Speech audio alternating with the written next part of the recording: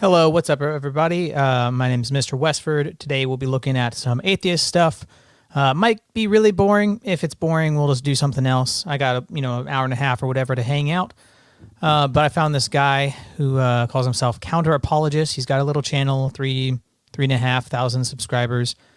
And I haven't really watched some of his stuff. I watched for a couple minutes. It might just be like the same standard stuff you've been used to hearing for years. And I haven't really heard many new arguments from atheists in a long time. It's just the same conversation over and over. They can't really get past some things. They're left behind.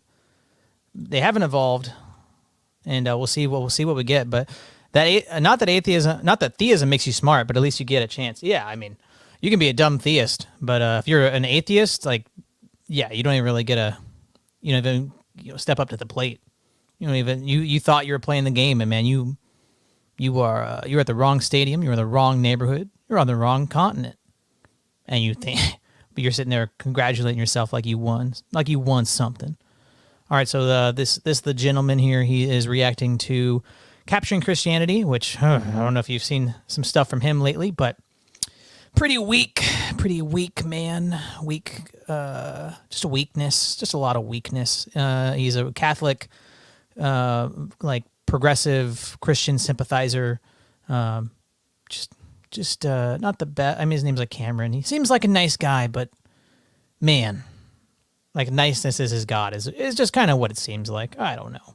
I'm not trying to be mean or nothing. Obviously, we're going to play Cam a little fast here and start hitting. Oh no, I'm playing you fast, so he's going to play him fast. We're about to go warp speed. This question. If God foreknew what was going to happen, why didn't he create a new heaven and earth from the beginning and forego this world of suffering? Now, before we even look at responses, we have to remember that questions are not arguments. Asking why God wouldn't do X is not an argument that Christianity is false. And don't get me wrong, I think that these are really good questions. I think that they're questions that deserve an answer. But not having an answer doesn't in any way mean that God doesn't exist. That's just not how it works. Actually, it is basically trivial to turn any question into an argument, right? So what Cam's alluding to here is the sort of skepticism that he says, well, if I don't have an answer to this, even so, I don't have to have one. I have other reasons to think God exists. It just depends on the thing, right? I mean, there are things that we, as Orthodox Christians, extreme echo. Oh. Well. Echo. Wow, why would that be? Is it, wow. Is it me? Or is it him? Is it both of us? Hello. I'm not hearing it from there. Let me just mess around. Did that change anything? Did that change something? Hello? Only the vid. Okay. Why? Only the video. All right. Well,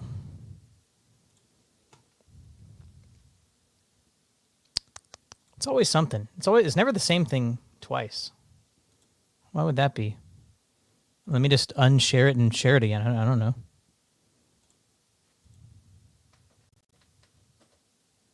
He doesn't know the refresh button. Except there is an argument here, right? Let me know. So we start with the question, why didn't God just create heaven? Which then turn into the argument, if God exists, whoa, dude. Heaven, we do not exist in heaven, therefore God does not exist. Which really is just a way of restating the regular problem of evil, which is if God exists, evil would not exist. Evil exists, therefore God does not exist. Not a good argument. Been defeated many times. Echo still echo? Apo, you're welcome to hop on, man. It's good to see you, May. Good to see you, May. It's echoing still? Well, that's a problem. Why would that be? Okay. Let me change that. And the speed is too fast.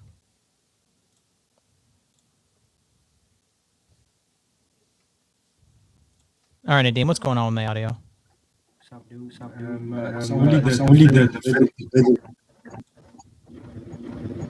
It's only the video. I hear myself. Oh my gosh, it's the Green Lantern. Is that you, Apo? Oh no, that's gotta be Skeptic, isn't it? Skeptic. I can hear myself. It's the same thing as last You hear time. yourself right now? Before we started. Nadim is echoing. What the heck? Yeah, I hear myself. Weird, dude. You changed something once. No, it's stuck. Has it been doing the same thing each time, or? Do you remember we were the stream for the company? Yeah. Before I left, I was. I don't know. Since then, you haven't changed. You haven't streamed on StreamYard. You've only made the live. I'm looking at every setting, and it's literally the same. I always have. I don't know if I set my computer or what. All right. Is it? Am I okay? Is my audio okay? It's just Nadim, and it's the video. I mean, yeah, Nadim's mic quality is pretty terrible, anyways. I'm sorry, Nadim. I didn't mean it. All right. Is Apo lagging or echoing? Hello, am I audible? You're good to me. Everybody else is saying they're hearing an echo. I can't hear, and I can kind of hear. Let me check. I don't know. I might have to like pop off and on. You guys, no echo on Apo. Apo's okay, so it's the team. Yep. And it's the video. What the heck? Well, the videos is what's messed up.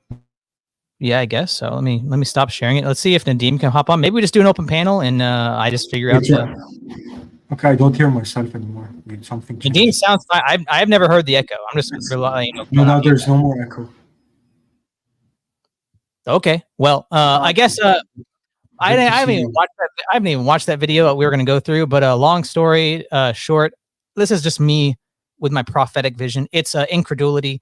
He is he's doing the standard argument for evil stuff. You guys know how it is. He couldn't even define what an ought is, why we believe true things, why he's just going to come down to materialism and pragmatism, and not actually using the Christian definition of evil. It's going to be all that. I haven't even seen the video, but it's going to be that. I don't think there's going to be anything new. It was a boring topic anyways. I'm glad that it echoed. I'm glad we're moving on. How are you, Apophatic? Man. Doing a lot better than I deserve. Doing very well. Dude, that's good. Yeah, for the past few months, I've been dedicating myself to studies of metaphysics and epistemology and ethics. So, yeah, I've been offline doing a lot of studies and stuff. A lot of reading. What have you been reading? So, I first started off with the Mannion paper that Jay always suggests. Hey, Nadim, is that your microphone? Somebody is. My window's open. Yeah, I also started reading books on epistemology like the Bonjour book, as well as W.J. Wood. And then I got into Byzantine metaphysics. I read people like Dr. Tikhon Pino. Is a very good book on the essence energy distinction and stuff along those lines. Oh man, I apparently need to get your book list.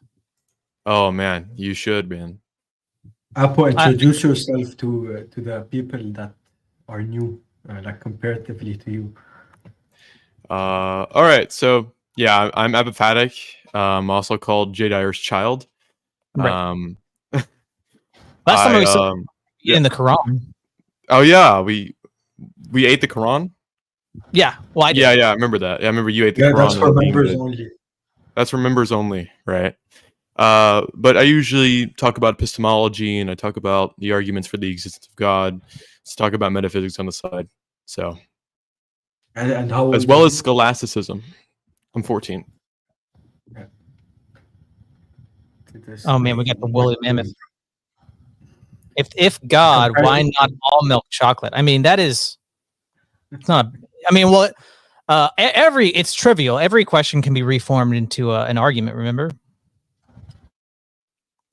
all milk is not chocolate milk. If it were, God would exist. If it's not, I lost it. That's a lot harder trying to reform things into premises. That's a lot harder than I thought, man. That guy's really skillful. Maybe atheists aren't as dumb as I thought. Mm. Look at this I atheist was, argument in the side chat. If God real, why Apophatic gone for so long? It's a good argument. Well, he was spending time in the desert reading, becoming a wise man of 14. a wise monk, a wise 14-year-old monk. Not a monk. Don't say that. Do you guys ever watch Monk? Like the guy who was like OCD? Oh Uh, yeah, Yeah. I know what you're talking about. I never watched. That was coming out when I was a wee lad. Way before Apophatic was even a twinkling in the eye. Way before that. Well, how are you guys doing? What do you guys want to talk about? I can't watch my video, so it's just hangout day, I guess. Does the video just make it echo? Yeah, I don't know. I'll have to figure it out later. I suspect I just have to like restart everything because none of my settings actually look wrong. You probably have to. Like every time you share something, everything else echoes. What if I present that's something what and present the happens. video? Will it lag? Try that. I don't know. Sometimes that works. Okay. I'm also working on a video that I might publish soon. Oh, nice. So I can present the slides for that if you want. When are you going to post like all your academic papers and stuff? All of your. I mean, I can send it to you in DMs wherever you're at. Very, very private, exclusive information you have. Exclusive Atheism information. doesn't make you dumb. Many atheists are higher level thinkers than Christians. What do you guys think about that? I mean, it depends on what. I mean, if we're talking about like everyone who calls himself a Christian, yeah, there's a lot of really dumb. I agree with that. I don't think the atheists are higher level thinkers. I actually disagree. I mean, if you study the psychology of atheism, they just hate God. I mean, I can ask an atheist if they're going to be intellectually honest. Like, for example, if God were to exist and they were to come to the knowledge of this, would they worship him? If you get the answer to that question, or the largest amount of answers to that question, it is terrifying. Because most of them say, I would either kill myself or I wouldn't worship him, and I just wouldn't worship him anyways. Yeah, so you'll dislike God. Right. Yeah, if God showed himself to me, I would just assume I was hallucinating. I mean, I heard Go ahead, Nadim. Yeah, I heard one of my parish friends actually gave me this kind of quote, I think from Father Seraphim Rose, that if for example there's a Muslim that's obedient to his faith but he doesn't know, and if you compare him to someone that is Orthodox and he's obedient to the faith but he doesn't know anything else, he's not deep into the faith but he's just obedient to it, it's better. It's he's obedient to God and the other is obedient to a demon or whatever. So it's still praised. It's still kind of in not knowing 100% what the truth is, or in some way deepening your faith. If you're following the truth, it's still regarded as obedience and something higher than if someone's blindly obedient to something that's not true. So I would agree with what you said. I like what Manuel said. I think atheism is like putting an arbitrary limit on what you can know. So at best you are limited, but it tends to make you dumber because of it. Yeah, I think people who are smart or have a high level of intelligence can believe and be fooled by really dumb things, like people who are in MLMs or cults or any kind of ideology. Like you can get swayed by your emotion or whatever. Like I think there are people who are intelligent who are atheists, but like some of the obvious problems with atheism, like determinism, materialism, all these things that have very easy defeaters, and you have these conversations with the atheists over and over, and it's like, why can't they see the issue in that thinking, in that mindset? Genius levels of stupidity. Well, yeah, it's just like Manuel said, it's like a lot of people say determinism, the only evidence for determinism is determinists, they just are determined not to understand the problem. Many Christian monks are high-level thinkers because they spend their time in reflective thought, and prot-feminists are low-level thinks because they use the Bible as a tool for their unaccountability. I mean, yeah, there's something there, but I mean, yeah, there's also simple monks. Like there's a famous story of a guy who visited Mount Athos, a place where there's many monasteries, many monks, and he was talking to a bunch of monks there, and one monk believed that or misunderstood the there was a feast of the Annunciation going on, which is when the archangel came and told Eve that she was going to be with child. So they're celebrating the Annunciation, and the monk thought that they were celebrating Saint.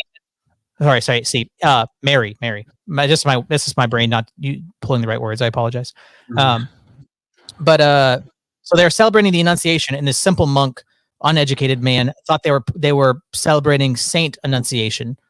And then, like, he was trying to explain it to him, he just wasn't getting it. And later on, like, the guy started getting on his boat, and he's sailing away from Mount Athos, and the monk runs across the water, jumps on the boat, and was like, "Hey, I had questions about Saint Annunciation again." He's like, "Yeah, just go back." Like, the obvious holiness of the simple dum monk was like, he didn't need to know all the knowledge. He is okay. Just go pray to Saint Annunciation. It's okay. Yeah, Skeptic wants me to read what he put in chat. He's quoting Saint John of Damascus. Says, "The fruit of obedience is death, while the humble and obedient man, because he has shown himself to be an imitator of Christ, is led from the lowest place to the highest." In John of Damascus. Okay, you got your quote read, Skeptic. There's a video by Jeem where he says the most atheists believe in philosophy, and the dark side is the more you study it, the more dumber you get and away from true divine Orthodox faith. Yeah, I mean, it just depends. I mean, it's hard to it's easy to think of atheism as like a monolith when you're like watching Jim Bob or all these debates with atheists, when they just like the same defeaters pop up over and over, and they either run away or they can't answer it, or they just don't see the problem. But like, like just like earlier, I don't know if I agree with STX there, because I disagree. The more I got closer to orthodoxy, the more I got deeper into philosophy.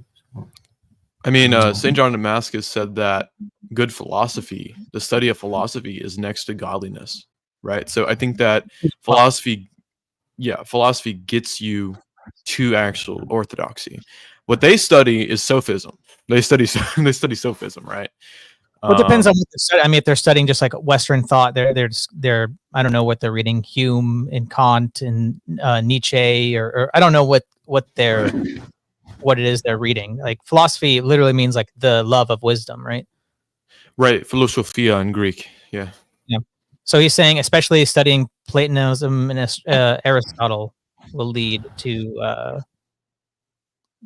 furthering yourself away from the Orthodox faith. I disagree. St. John of Damascus was heavily Aristotelian. Like, if you read his philosophical chapters, I disagree with that. And he gets into like the four elements and all that kind of stuff. There's basically just like a whole section that's Aristotelian. Right. And also right. the theology is also really rooted in Aristotelian thinking. Yeah, and before we read this, St. John of Damascus also makes the unmoved mover argument from Thomas Aquinas' First Way in his exposition of the Orthodox faith. So that's one thing. That'd be hundreds of years before Aquinas. Right, hundreds of years before Aquinas, of course. I'm saying the same argument that Aquinas argues from Aristotle, St. John of Damascus uses it from Aristotle as well. Yeah, I see. I agree that the study of philosophy is important.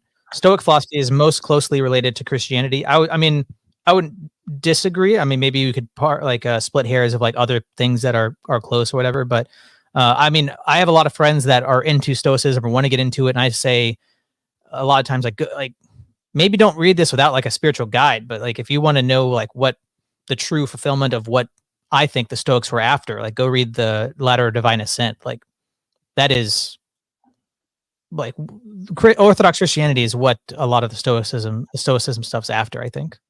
The disposition, Nepsis, Kotal did a stream on Stoicism and its relation with Orthodoxy. I found it really helpful if answer if you want to watch it. It's not, I tried to find it. The Christian concept of sin borrowed heavily from the Greek philosophy that was popular at the time the Bible was written. What do you think about that? They didn't borrow from it. They had the same idea of going against the virtues and participating in the vices. That's not them borrowing it from right. the I mean, Greeks. there's lots of stuff in the Old Testament that talks about sin in harmatia, transgressions. There's lots of concepts from the Old Testament. I don't know how you'd be able to say that was borrowing from the Greeks. But even just if there's parallel or logos spermaticos stuff going on, like from our perspective, like there's seeds of the word in these other cultures or philosophies or whatever. That doesn't mean that it's borrowed or like, oh, this part of Christianity is pagan. I'm not saying it's saying that, but you hear that a lot. Saint Justin Martyr makes the argument against Trypho the Jew that when you see all these different things that seem like they parallel or there's types or shadows in these pagan religions that have something to do or related to Christianity, it's actually the demons in the Old Testament hearing the prophets prophesying about Christ and then going and taking those and then giving like twisted forms or their own interpretations to these pagan peoples in order to manipulate, confuse, and all that. And then now later we have all these people who look at it and think, oh, like there's other religions where people are resurrected or born from virgins or hang on trees or strong men or whatever it is. Look, Christianity borrowed from all these things, but St. Justin Martyr makes the opposite argument that all those religions are actually borrowing from Christianity. Seeds of the logos. Yeah, of course. It's a stream about the Stoicism. We can be pedantic about borrowing, but even if it's like saying you used English to convey your message, doesn't tell me anything. Yeah, I mean, I've heard people say like, oh, that thing you did or thing you're saying, it sounds very Protestant. It's like, aren't you supposed to be Orthodox? Well, I mean, from our perspective, even if there was something parallel between what I and a Protestant would do, like we would look at it as obviously we came first, so it'd be like the Protestants, hey, good job, you're being a little Orthodox, something like that. But you often just hear it flipped. Mm-hmm. Same in Roman Catholic terminology. Mm-hmm. What is the Orthodox view on the quote sapere od by Immanuel Kant, meaning dare to know or courage to reason? That seems like a question for Apo. What dare to know or courage to reason? Can you explain what that means metaphysically in the side chat? That's fine. Like, what is that implying? I haven't read Kant since high school, so it's been like 12 years. So it's since when Apo was still in diapers was the last time I read Kant. So, oh my goodness, was he even born yet? Or? No, he's probably like 2. You have to specify the question that Kant's asking. I mean, is he just saying that, like, let us reason together or search after the truth? I mean, we would say that that's a worthy endeavor. I'm doing a comedy stream on feminist armpit hair tonight on the Katibi channel at 7:15 p.m. Eastern. Tune in and take notes on how to be funny. Well, hey, thanks for $5. Yeah, I'll be sure to do that. I'm maybe I can take if you're actually giving out lessons or you actually decide to share your wisdom instead of hoarding it for yourself, maybe I could take the $5 you gave me and give it back to you, and you could actually teach me. That'd probably help me out in my endeavors. Does atheism make you dumb, or so dumb people become atheists? There's definitely both going on. It's not mutually exclusive. We were talking in like a stream maybe 2 weeks ago, me and Ivan, about the fact that like your IQ isn't like the average IQ isn't the actual IQ of people. Like I believe, like I think my IQ before I started looking into stuff was way lower. I think I was way dumber before. I don't know if it's IQ or like I don't know. Yeah, I think ETX asked it in the side chat. Forgive me the comments. He said that meaning the courage to be skeptical and ask questions is what he said. So I would say that skepticism is not necessarily opposed to orthodoxy. One of those being, for example, the story of doubting Thomas in the Gospels. Thomas was skeptical if Christ had actually risen from the dead, and he wanted to actually see his imprints and touch them. And Christ appeared to him and then blessed him, right, for doing so. So skepticism, I mean, that's what tag pretty much is. It's using the skeptical tradition to argue against people's autonomous epistemologies, right? Right. Yeah, but then I mean, after skepticism, you have to like concentrate your kind of thought on Christ. But because if you don't, if you're skeptical in everything, then you'll just. Well, and you also have to be skeptical of your skepticism at that point too. Right. Yeah. Yeah, of course you can't be skeptical of everything, but it's good to ultimately question people's arbitrary conjectures, right? They're just assumptions.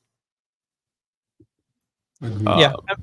I mean, I would say that, again, skepticism or doubts or questions, all these things, it's kind of like what do you do with it? Like, I mean, you can, especially if you're inquiring into orthodoxy, your catechism, you're going to catechism class or whatever, you're asking your priest questions, like maybe you're convinced of some form of reformed faith, and now you're questioning, is orthodoxy, the claims of orthodoxy true? Investigate it. That's what I did. I spent like a whole year and a half just going to catechism, asking all the questions, trying to debunk orthodoxy, and I got very used to just being eviscerated by the priest and all my arguments being torn to shreds. So that's kind of how I came into the church, was through skepticism, because I was very used to arguing against Roman Catholics and atheists and people like that, Calvinists. I had my particular Protestant faith, and I felt like I had really good answers to all of the objections I'd heard. And this was like the one time I was like, well, not only can I not poke holes in your stuff, but you're just like, you're asking me things I've never considered before.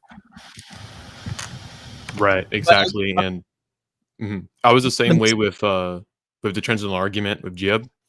I would like berate his ass every single day, asking him multiple questions about the Transcendental argument, like possible objections that some atheists could bring up. And ultimately I was like, okay, there's no room for questioning here.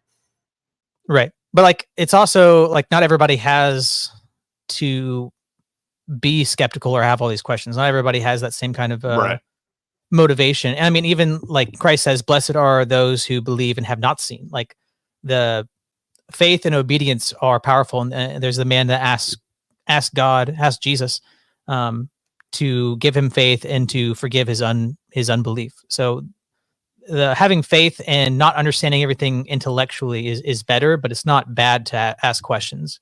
But I mean, a part of the danger is doing it just for its own sake, like mental masturbation, like just digging into skepticism for pride, or there's all these deeper things that can be love of God. Yeah, it's not like some people will, like Orthodox people will give like philosophy or debate or whatever a bad rap, but it's a lot of the things, like there are those pitfalls. You can do this in a bad way or prideful or whatever, but it's not necessarily the case that that's what's happening. It doesn't mean you will. I mean, otherwise St. John of Damascus wouldn't have praised philosophy in his exposition, in his final knowledge. Right, yeah. And like, I mean, in the scriptures and tons of the church history, there's debate and in logical arguments and philosophy happening all the time. So it's clearly we're not against philosophy. It's just like vain philosophy, essentially. Okay, we got a couple things here we could bounce around. Matthew, why is it just like refreshed on me?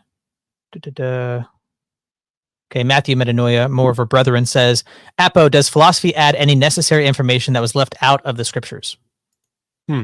I would say that philosophy kind of explains more of what's happening in the world, right? So when it comes to the scriptures are very philosophical. You see Pontius Pilate asking an epistemological question like, what is truth, right?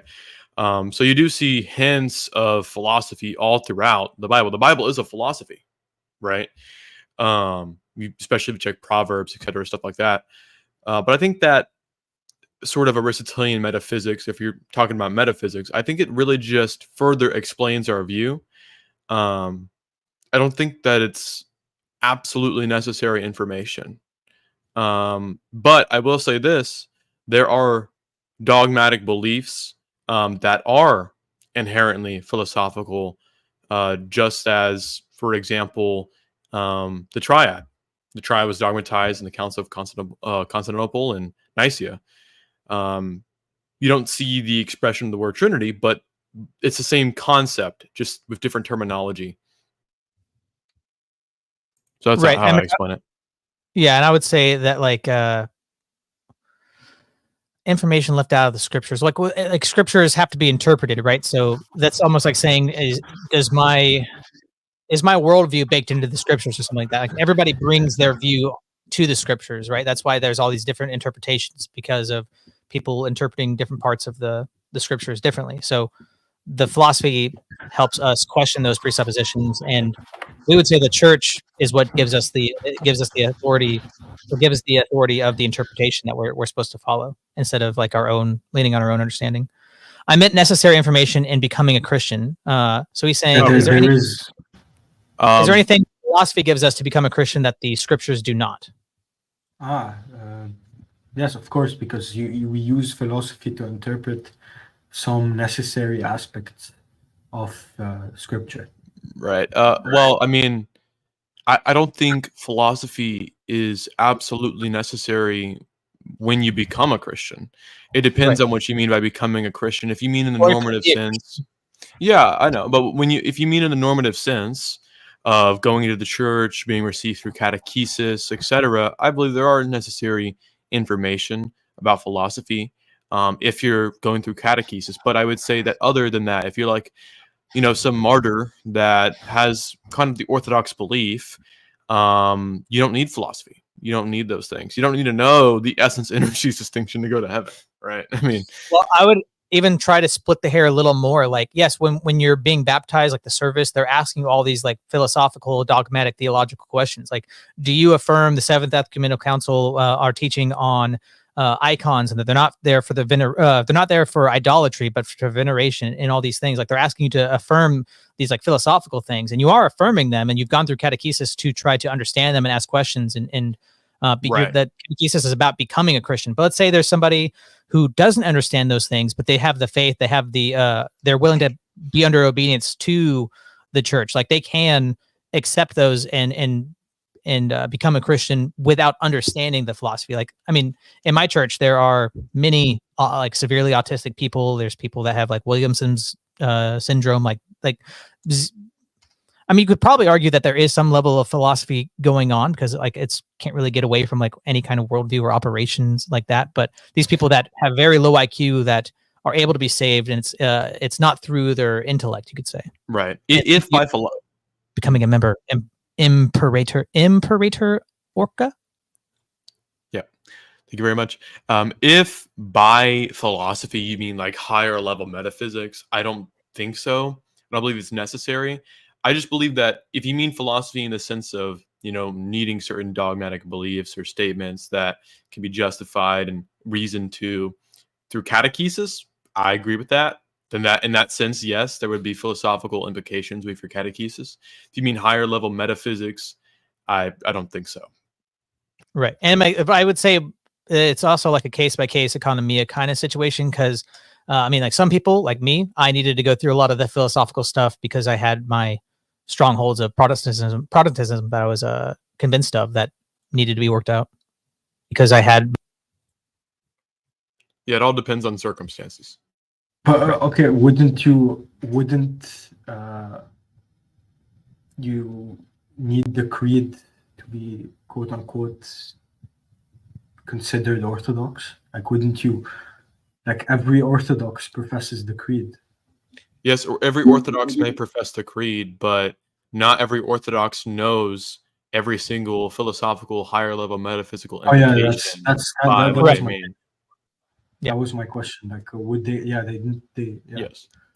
And there's more exceptions of like people who like were martyred and baptized in blood, and we celebrate them. Like, I mean, you can always look at the biblical example of like the thief on the cross. Like, he didn't know the creed. The church wasn't founded yet in Pentecost. Like, but there's tons of examples in church history of like soldiers seeing the witness of the Christians being martyred and deciding to confess Christ and be martyred with them. Like, they didn't know all the metaphysical stuff, but we honor them as saints in the church because they had a baptism of blood. It's the faith, it's that obedience that coming to Christ, love of Christ and love of fellow neighbor.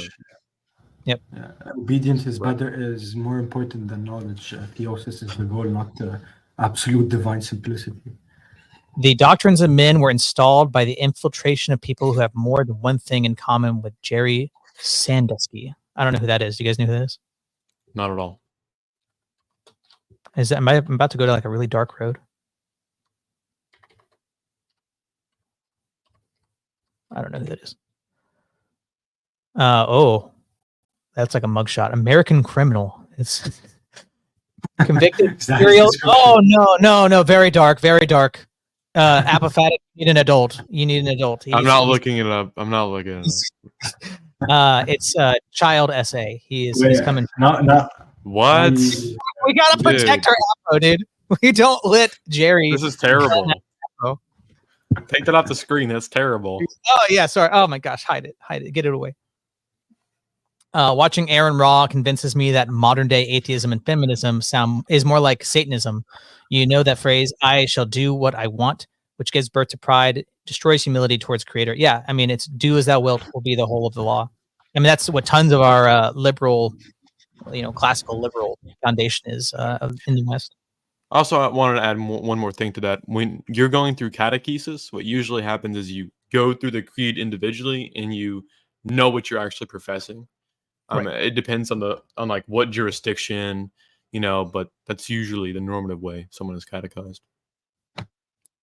Do you really need to know advanced English and Greek to read the Bible? Not everyone, but it would be absurd to discard that area of expertise as if it doesn't add anything. Same as philosophy. Yeah, like there's many tiers or levels of understanding that you can do, like just the Bible itself, not let alone all the philosophy and church history and all the different things you could. Even my catechizing priest talked about like all the different facets of orthodoxy that you could become an expert on, and it would take like a whole lifetime. Like just to be an expert on the canons could take decades of understanding just to be an expert on that, let alone all the different ways you could understand the depth of the Bible in the church fathers and exegesis on it. But doesn't mean you can't have like a basic or rudimentary or orthodox understanding of it without decades of research. What's your opinion of Orthodox Saint Cyril Lucarius? Lucarius. Yep. I don't know. I have an opinion on him. I love the Synod of Jerusalem. It's called also the Confession de Sithius, Cyril Lucarius. I mean, I think it really depends. Does Apologia accept the Confession de Sithius or the Synod of Jerusalem in 1600s? Is that a question? Yeah, it's a question. It's a question because Saint Cyril Lucarius is typically understood because of the Synod of Jerusalem, which is a response to Calvinism and to Protestants. Okay. Right. Because the Synod of Jerusalem has stuff in there like unbaptized babies go to hell, transubstantiation, original sin, being imputed guilt. And this is an Orthodox Synod, by the way. So I hold it as completely dogmatic. Yeah, I mean, that was like really the only form of Protestantism that we've had like an official synod on was Calvinism, right? Right, exactly. We titled, okay, this is what predestination is. This is not what predestination is, sort of thing. This is what we believe about original sin. This is what you believe about original, all that stuff. Just comparing the two theologies. I see. Yeah, I've heard of this. I've never done like an in-depth search on it. I've never. I don't know too much about the Saint Cyril. You should read the Confession de Sithius. It's very, very important. With a lot of doctrines. Is that by Saint Cyril? I don't think it was because basically they accused Cyril Lucarius of bringing Calvinism into the Orthodox Church. And some people claim that he didn't really teach this, and that like he didn't actually teach Calvinism, and that this was just like none of his writings were just interpolated by Calvinists, is what the Orthodox response is. Some Orthodox believe he was a Calvinist, some don't. What was it called? What was the book called? Oh, the Confession of Disitheus. Let me put it in the chat, in the comments. Or also known as the Synod of Jerusalem. Okay, so. Okay, you can just find it here online. It's probably like a 15-minute read or something, it looks like. Yep, it's very short, very informative. Do you think Cyril's confessions were fake? Well, I think the council argues that they were fake because they didn't align with what some of Cyril said. Like, there are writings of Cyril that contradict the Calvinist view, and the main Orthodox view is that his works were interpolated. What is the view of Orthodox on Crusades? Was there some kind of tension between Crusaders and Byzantines? Especially during the Fourth Crusade, there was. Also, can you quote me sayings of church fathers on saints on self-defense apart from Thomas Aquinas? Well, for us, Thomas Aquinas would not be a saint, not a church father. He's a schematic. I would like to comment on this. So the church fathers on like self-defense, there's a lot of quotes from them, but a lot of the kind of pacifist people will misquote the fathers, specifically Hippolytus, maybe of Rome. Hippolytus said that he would not give communion to soldiers. But the reasoning behind that was not because he believes that, self-defense is now, you're not able to have self-defense. The reason he said it was because most of the soldiers were working for the government that was slaughtering the Christians. So let me see if I can pull it up. If you guys want to vamp, I have some quotes, I think, on this. Can you invite me? Wait, is there a Westford Discord server? Yeah, you got to pay to get in, bro. It's a member only Discord. All right, Get your mom's credit card. Get your mom's credit card. You didn't hang up that $1 I gave you. That's true. That's my bad. If you give me another one, I haven't cashed out any of my dollars. They're still on the Cash App, just sitting there waiting. Yeah, I think that YouTube takes a cut out of the money that's on here, right? Yeah, 30%. Right. I'll just send my money all through Cash App then. Okay. Might take me a second. Okay. Yeah, I have this. Yeah, then when you're doing this, we were talking on Discord, me and Apo, like maybe a couple of days ago, and you were telling me that like you disagree or you have a different perspective, something new about the essence energy distinctions. Mm-hmm. I said that I have a few different perspectives on doctrines since I've been studying necessarily. Can you enlighten me? Before we do that, I have a couple quotes, but here's the one I found. Okay. It's by Saint Clement of Rome, a church father and a saint in our church, circa 380. You shall not kill, that is, you shall not destroy a man like yourself, for you dissolve what was well made. Not as if all killing were wicked, but only that of the innocent. But the killing which is just is reserved to the magistrates alone. So that's like saying that the state wields the sword. Which is a line of Romans. Yeah, I don't know if I have it on here somewhere. I have a really big document of sayings and stuff that I need to organize, but I'm just going to paraphrase. So there's gosh, I think I can't remember what time period or location, whatever. But so very general paraphrase. So there is, okay, we have Yvonne here.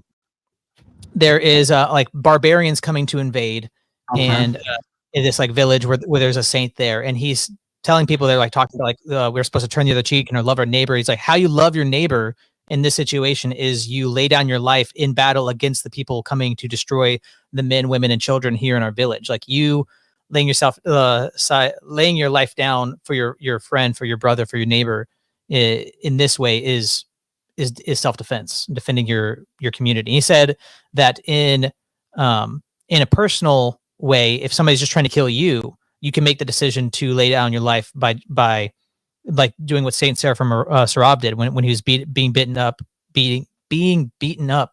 by some vagabonds. He turned the other cheek. He allowed it. He forgave them. He didn't do any self-defense. He was a monk. But when it comes to a community at large, especially lay people, like you almost have a responsibility to defend the women and the children. Right.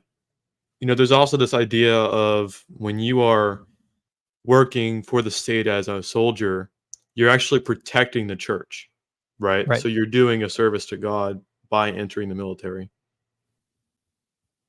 Right. And like traditionally, like a soldier that would go to battle and shed blood, when they came back, they'd be excommunicated for up to 3 years. So it wasn't like this Western post-schism idea of like just war theory, where like the Pope says, like, if you fight for me and you die for me, you don't even have to go through purgatory. You're going to go straight to heaven.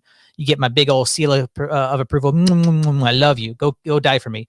It was, killing people, even in self-defense, is going to damage your soul. It's not good.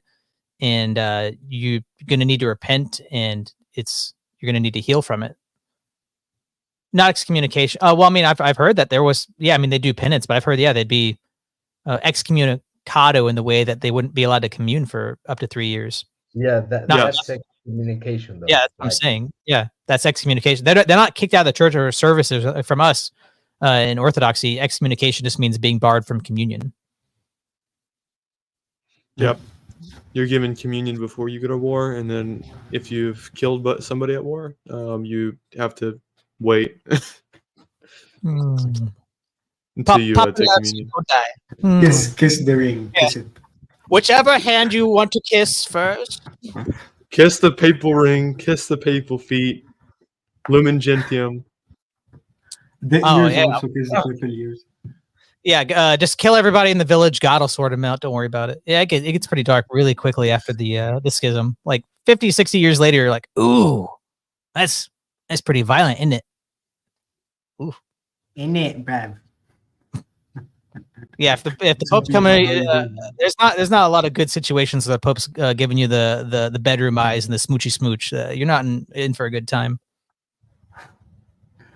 Top Ivan, bro, how you doing? That was the Catholics. Yeah, Catholics like circa late 1000s, early 1100s. Yeah. Hey, Ivan, I thought you were going to sleep. What's going on, man? You woke up? I thought the same thing, but after we talked, a friend of mine from church called me up, said he wanted to talk, and then we talked for a long while, and then he told me, look, I bought all of this for you. So we spent he basically filled my fridge with food for me as a gift. Nice. Yeah, super nice. And we had some tea, and then we talked, and then I was like, okay, I'm gonna do my prayers and go to sleep. And then I saw that you were streaming, and I said, well, I have to jump in. So Dustin says, I thought excommunication meant you can't have communion until you repent of something you currently believe. Penance is barring for a time to ritually cleanse before communion. I mean, I would say that a priest or an elder, somebody that you're going to confession to, they can give you a penance that isn't necessarily excommunication. Excommunication would be specifically talking about not being able to commune. So excommunication could be a penance in order for you to repent, or it also it doesn't necessarily have to do with something that you like have dogmatically wrong. In this example of the soldiers, it's something within their soul that needs to be healed, not like somebody being excommunicated for an error or something like that.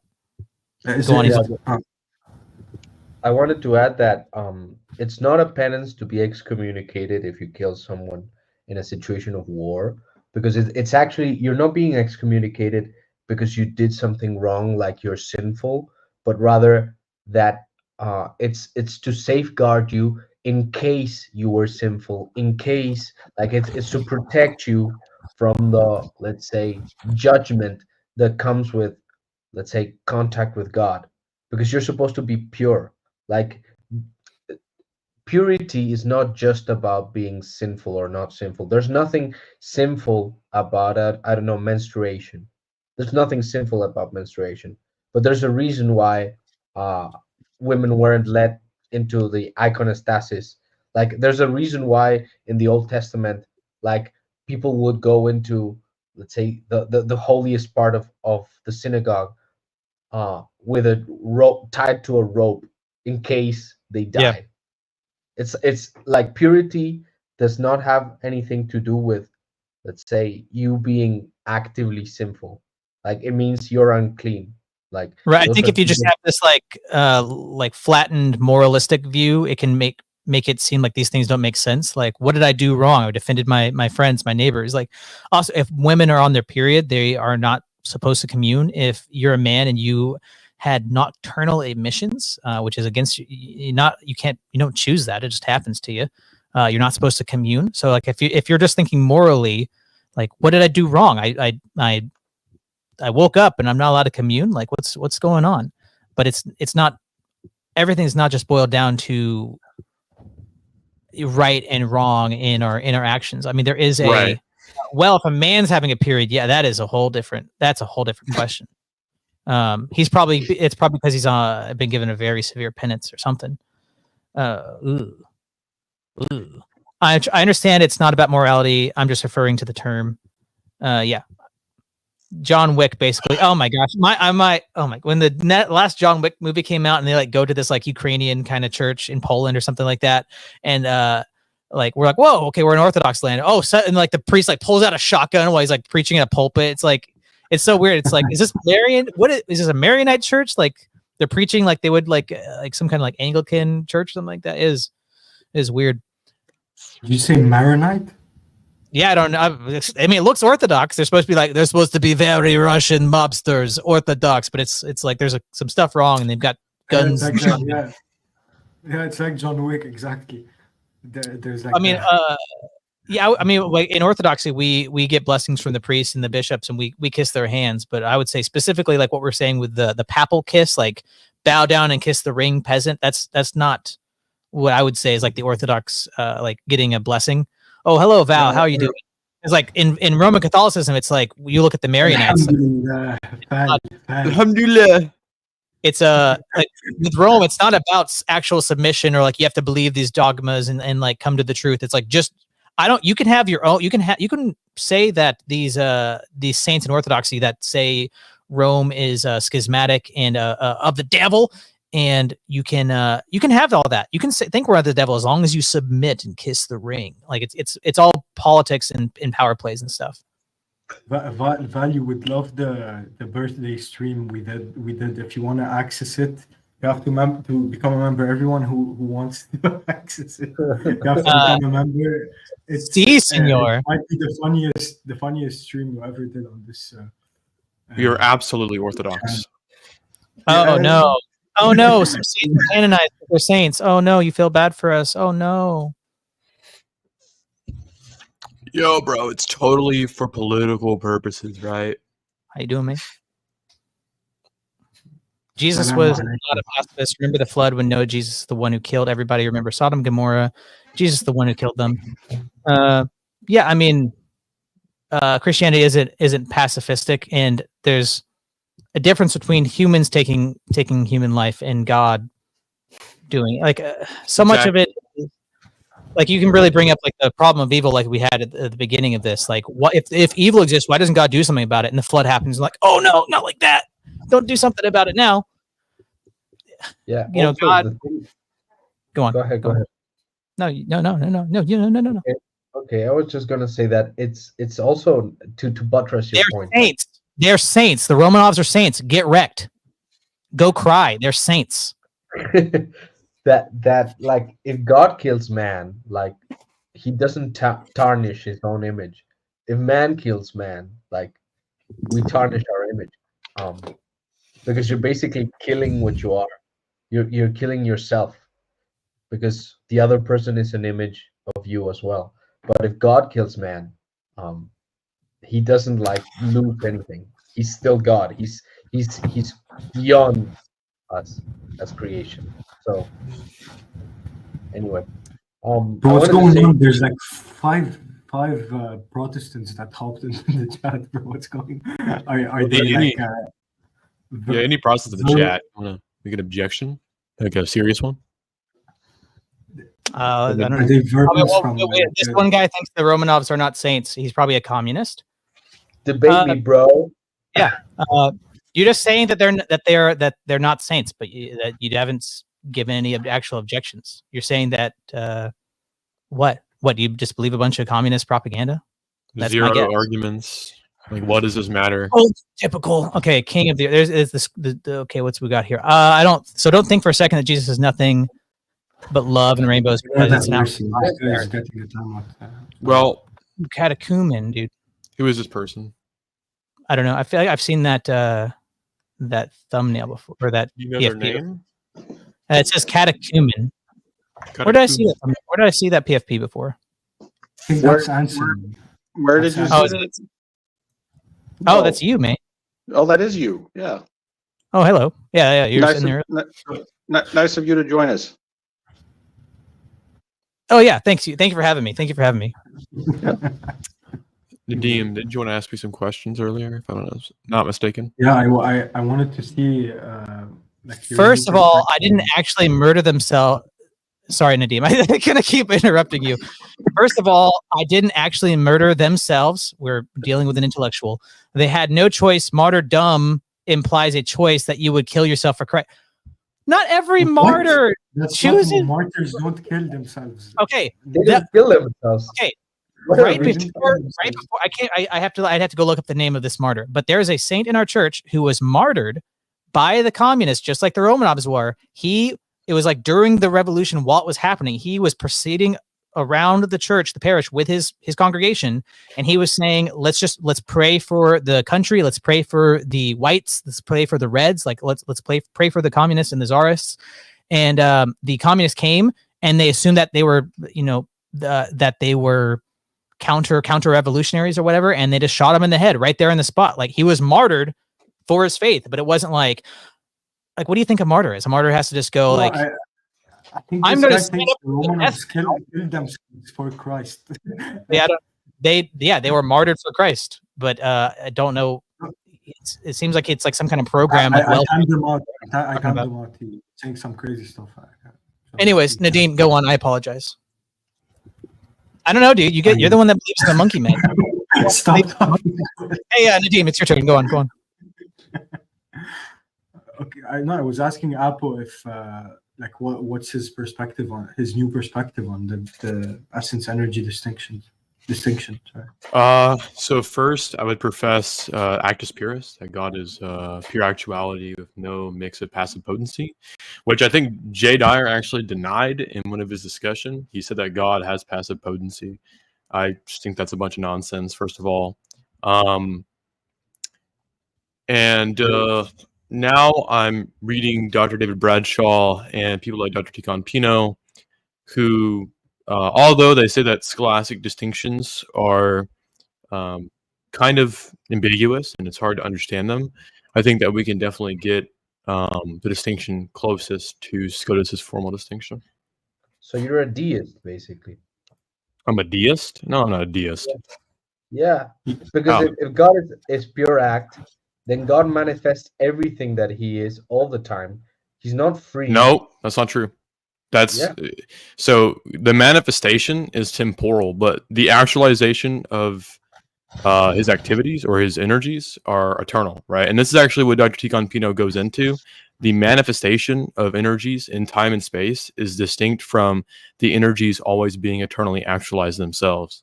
So that's not actually true. So you think that God is passive potency? Of course, in his essence. In his essence? What do you think change is? How does St. John of Damascus define change?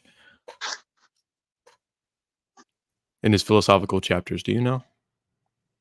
No, I do not know. Okay, I could find it for you. He defines motion as from potency to act, the actualization of potency, right? Yep. Go to the section on motion. I have that same book. Sure, which It's in the I still philosophical haven't read chapters. it, but like my Mhm. my spiritual father didn't bless me to read it. That's really good. I think you're using a Neoplatonic conception of change. No, this is not Neoplatonic. This is Aristotelian. Okay, so what chapter is it in? It is. Find it. I have the book. As So well. the philosophical chapters, yeah. Yes, it's in the philosophical chapters. It's titled On Motion. I believe it is. All right. Let me find it. On Motion, that's page 94. Page 94, I believe.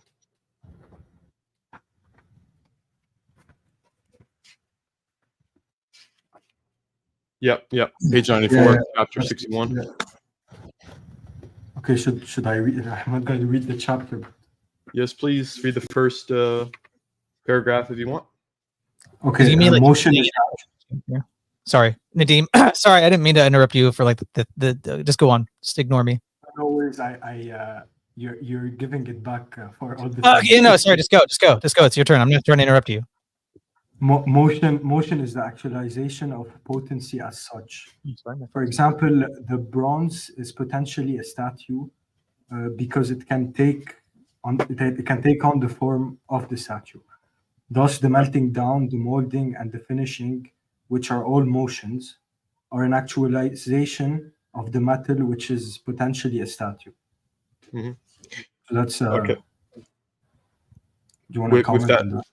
Yeah, with that information, he calls motion the actualization of potency. This is also known as change. Now, in the same book, there's the exposition of the Orthodox faith, right? Okay, so he makes the argument of the unmoved mover. If you go to the first one, book? I think. Yeah. I'm just trying to find it. I think it's book 1, but I'd have to find it. Okay. So, all right, that is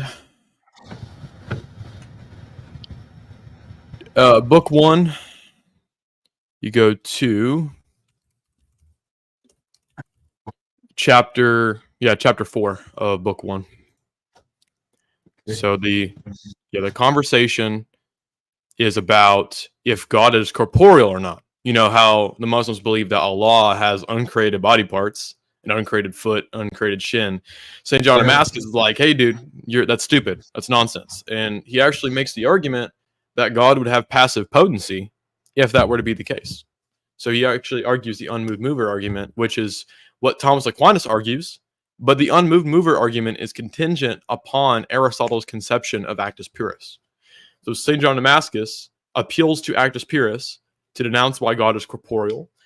He also describes change as the actualization of a potency, or motion as the actualization of a potency.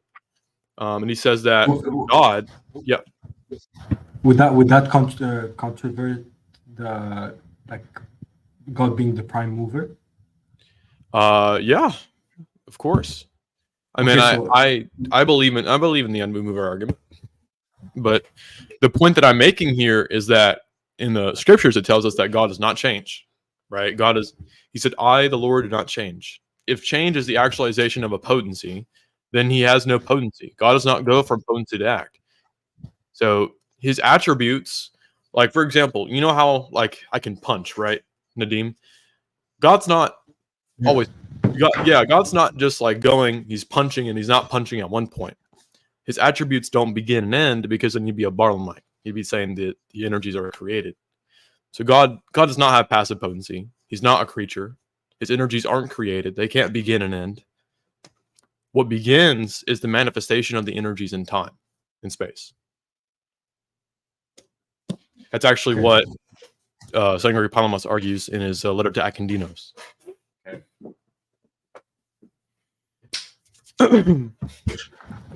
What do you think, Ivan? What do you say? I think it's ridiculous. You're basically saying that God does does act outside of creation, yet where does he act? Where is he acting? Where is this action? Where is this activity without action? The action is boundless, so there's not going to be a spatial temporal place where it's going to be done. When we refer to God as pure act, that just means that his energies don't have potencies. So for example, God is eternally loving. Do you think that God's loving at some point and that at another point he's not loving?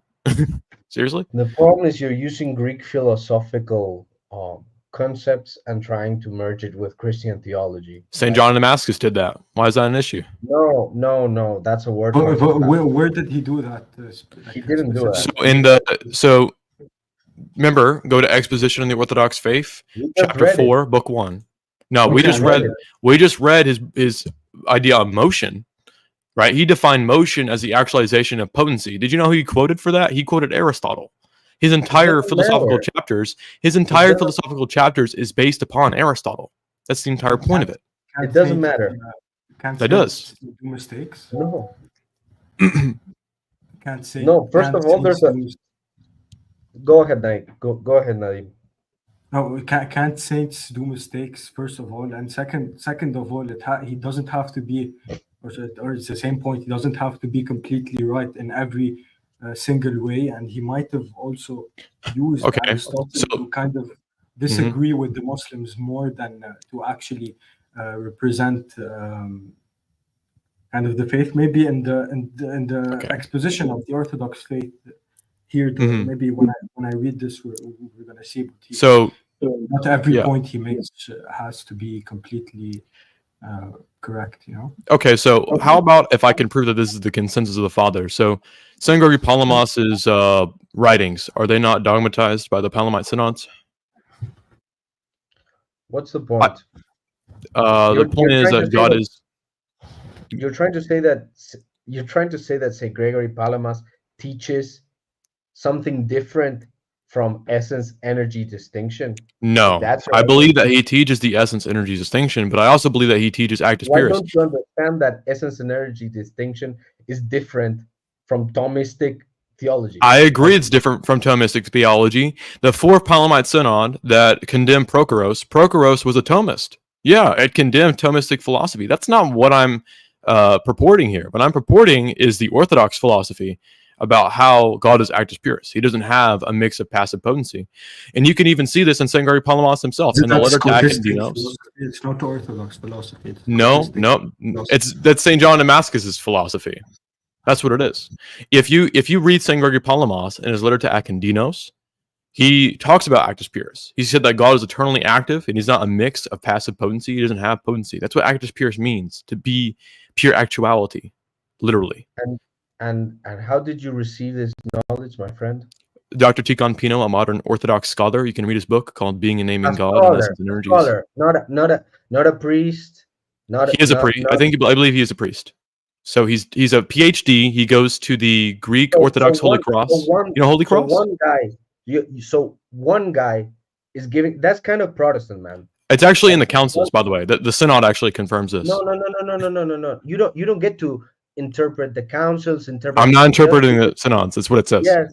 Chill a bit, Ivan. Chill a bit, bro. The Fourth Palamite Synod says this, dude. You can read Norman Russell in his translation. It says that God's energies don't begin and end, right? And that they always exist. If God were a mix of passive potency, then you're a Barlamite. You would say that God's energies are created. Yep. When something is created, it has a beginning and an end. Dude. No. yes, dude. I quoted to you St. John of Damascus. I quoted to you St. Gregory Palamas. I quoted to you the Fourth Palamite Synod. I quoted to you a modern Orthodox scholar. So you'd rather... care about scholars. I don't care about scholars. You care about councils, which say the same thing. No. So you don't care about saints? That's no, dude. You don't own saints.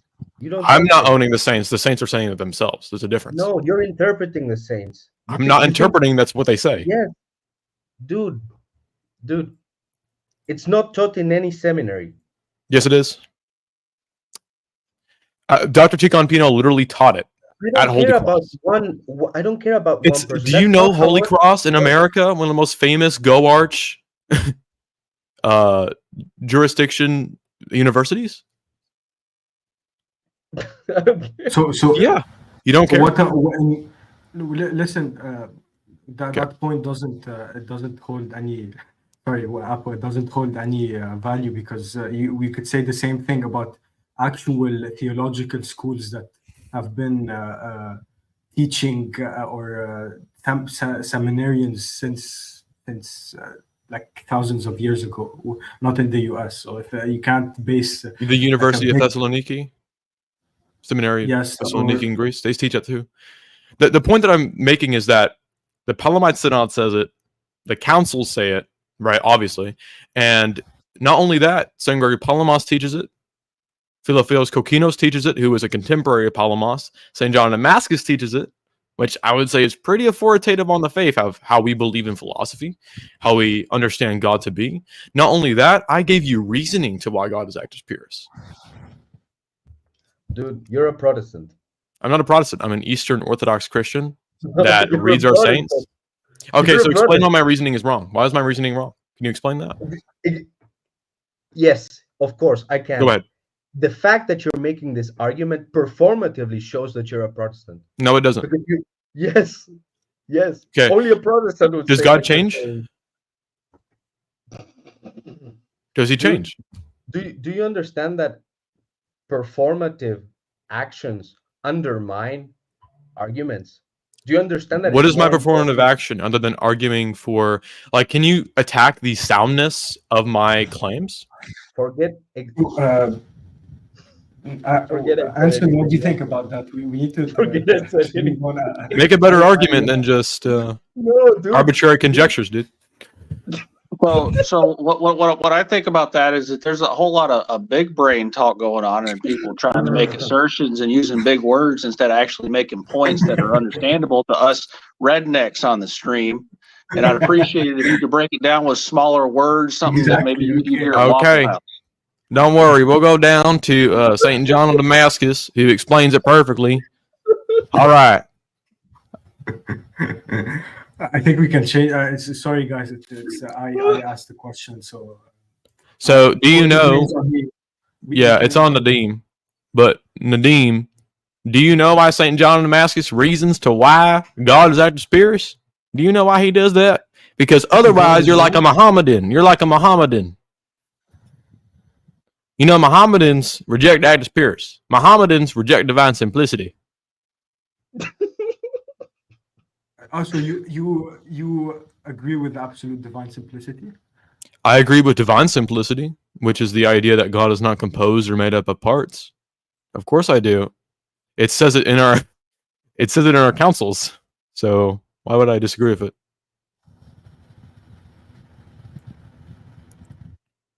Like, Isn't you want me to isn't Christ isn't Christ what? isn't Christ composed of parts? God is not composed of parts. That's not the Orthodox position. Yes. Okay. You're talking. Okay. I agree.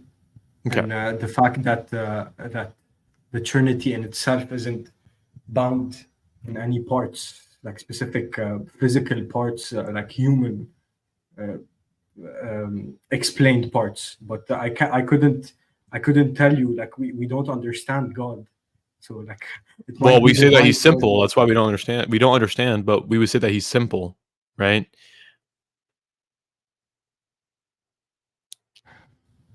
So God Okay, I God think is simple, not made up of I'm parts. I'm not educated enough on the topic. Okay. That's what I'm gonna say. I'm not gonna.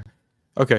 I would recommend reading scholarly works that go on this, and they quote the fathers and they quote the councils and our synods.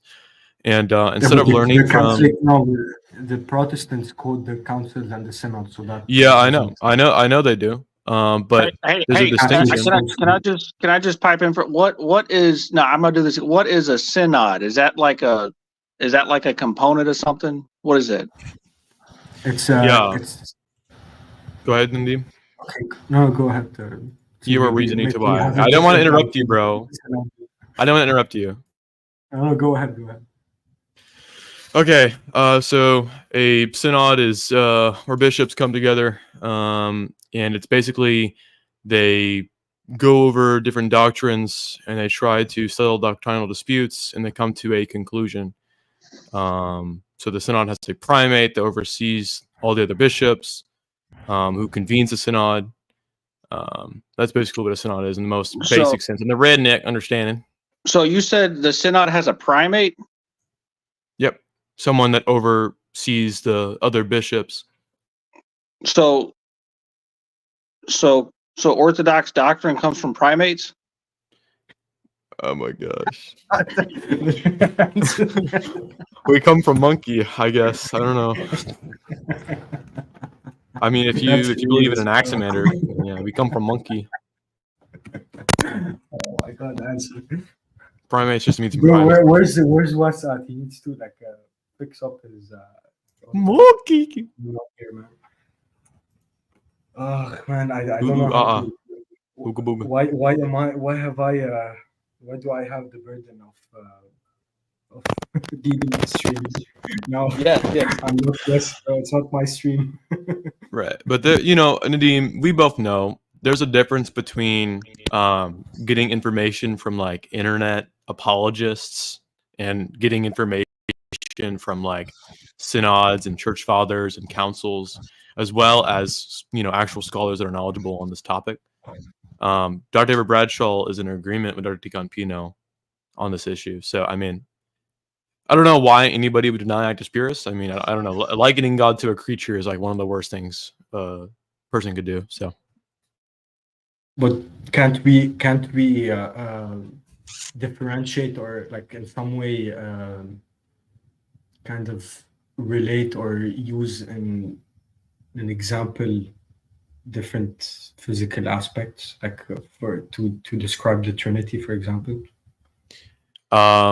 you mean like analogies for the Trinity? Yeah. I don't believe it perfectly. I don't believe it's perfect. It doesn't perfectly. Of course, no. But can't we use them? Okay. Yes, we can. Yeah. Okay, then what's wrong with using parts to actually differentiate or use an analogy? Right. Because something that's obviously okay. So there's some analogies that do lead to heresy. You understand that, right? Like some analogies, like the water analogy, that leads to like modalism and stuff. So some of your analogies that you'll give will contradict the Orthodox doctrine. They'll be so terrible of an analogy that it actually becomes a heresy to kind of think of. So I would say a analogy where God's made up of parts kind of would not be anything like describing anything that God is if he's simple, right? But the point that I'm trying to make, yep. Go ahead. No, I'm trying to like shift the conversation because the stream title is like atheists are dumb. So right. It is atheism, but you asked me, so just wanted to answer. Yeah, I know. It's but the question like got way too big, way too long to answer. Yeah. Yeah. We can get into a lot more things, but that's later. It's for another time. Yeah, of course, sure. We can do it on Ivan's stream. We'll talk in DMs and DMs. We'll talk in DMs. Sure. Gilles, you sound like an atheist. Do you want to hop on and try to like argue why atheism is because you seem to think we're the title is a troll. So I completely stand by the title because you do seem dumb, but you can contradict me if you want. Ivan, we can't hear you.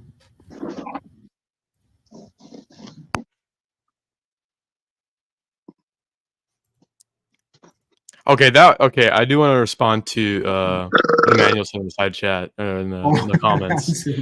I did not start this topic. Okay, Nadim asked the question, and that's what began this topic because he wanted to know what my change in my position was.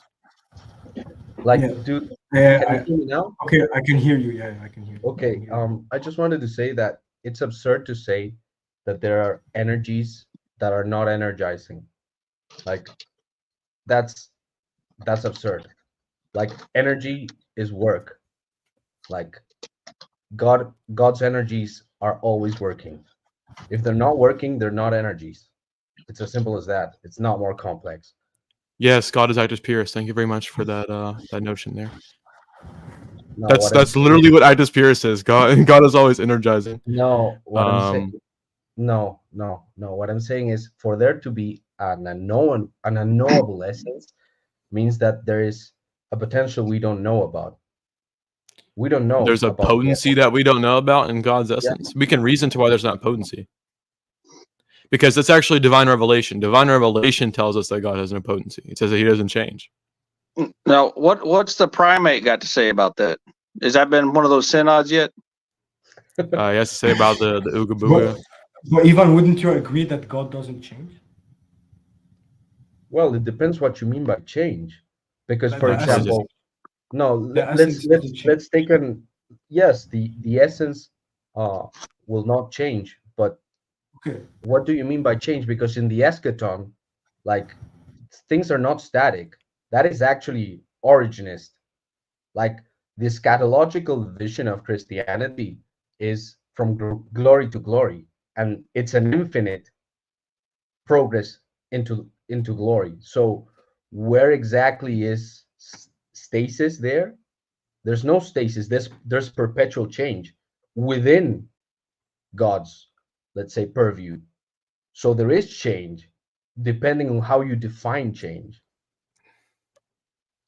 Well, God has what we consider active potency, but not passive potency. So active potency is your title changing in relation to a creature, right? Like, for example, let's say, Nadim, you're taller than me, right? For example, and if I grew taller than you, then you have the title of shorter. That change was not internal to you, but it was internal to me. So your title only changed in as much as in relation to me. So that's what active potency is. And we could say God has that, sure. But when we define change as the actualization of a passive potency, God doesn't have that. St. John of Damascus tells us why God doesn't have that. That's false. Well, that doesn't lead to actus purus. Well, actus purus is that God is pure actuality, not a mix of passive potency. That's simply what that means.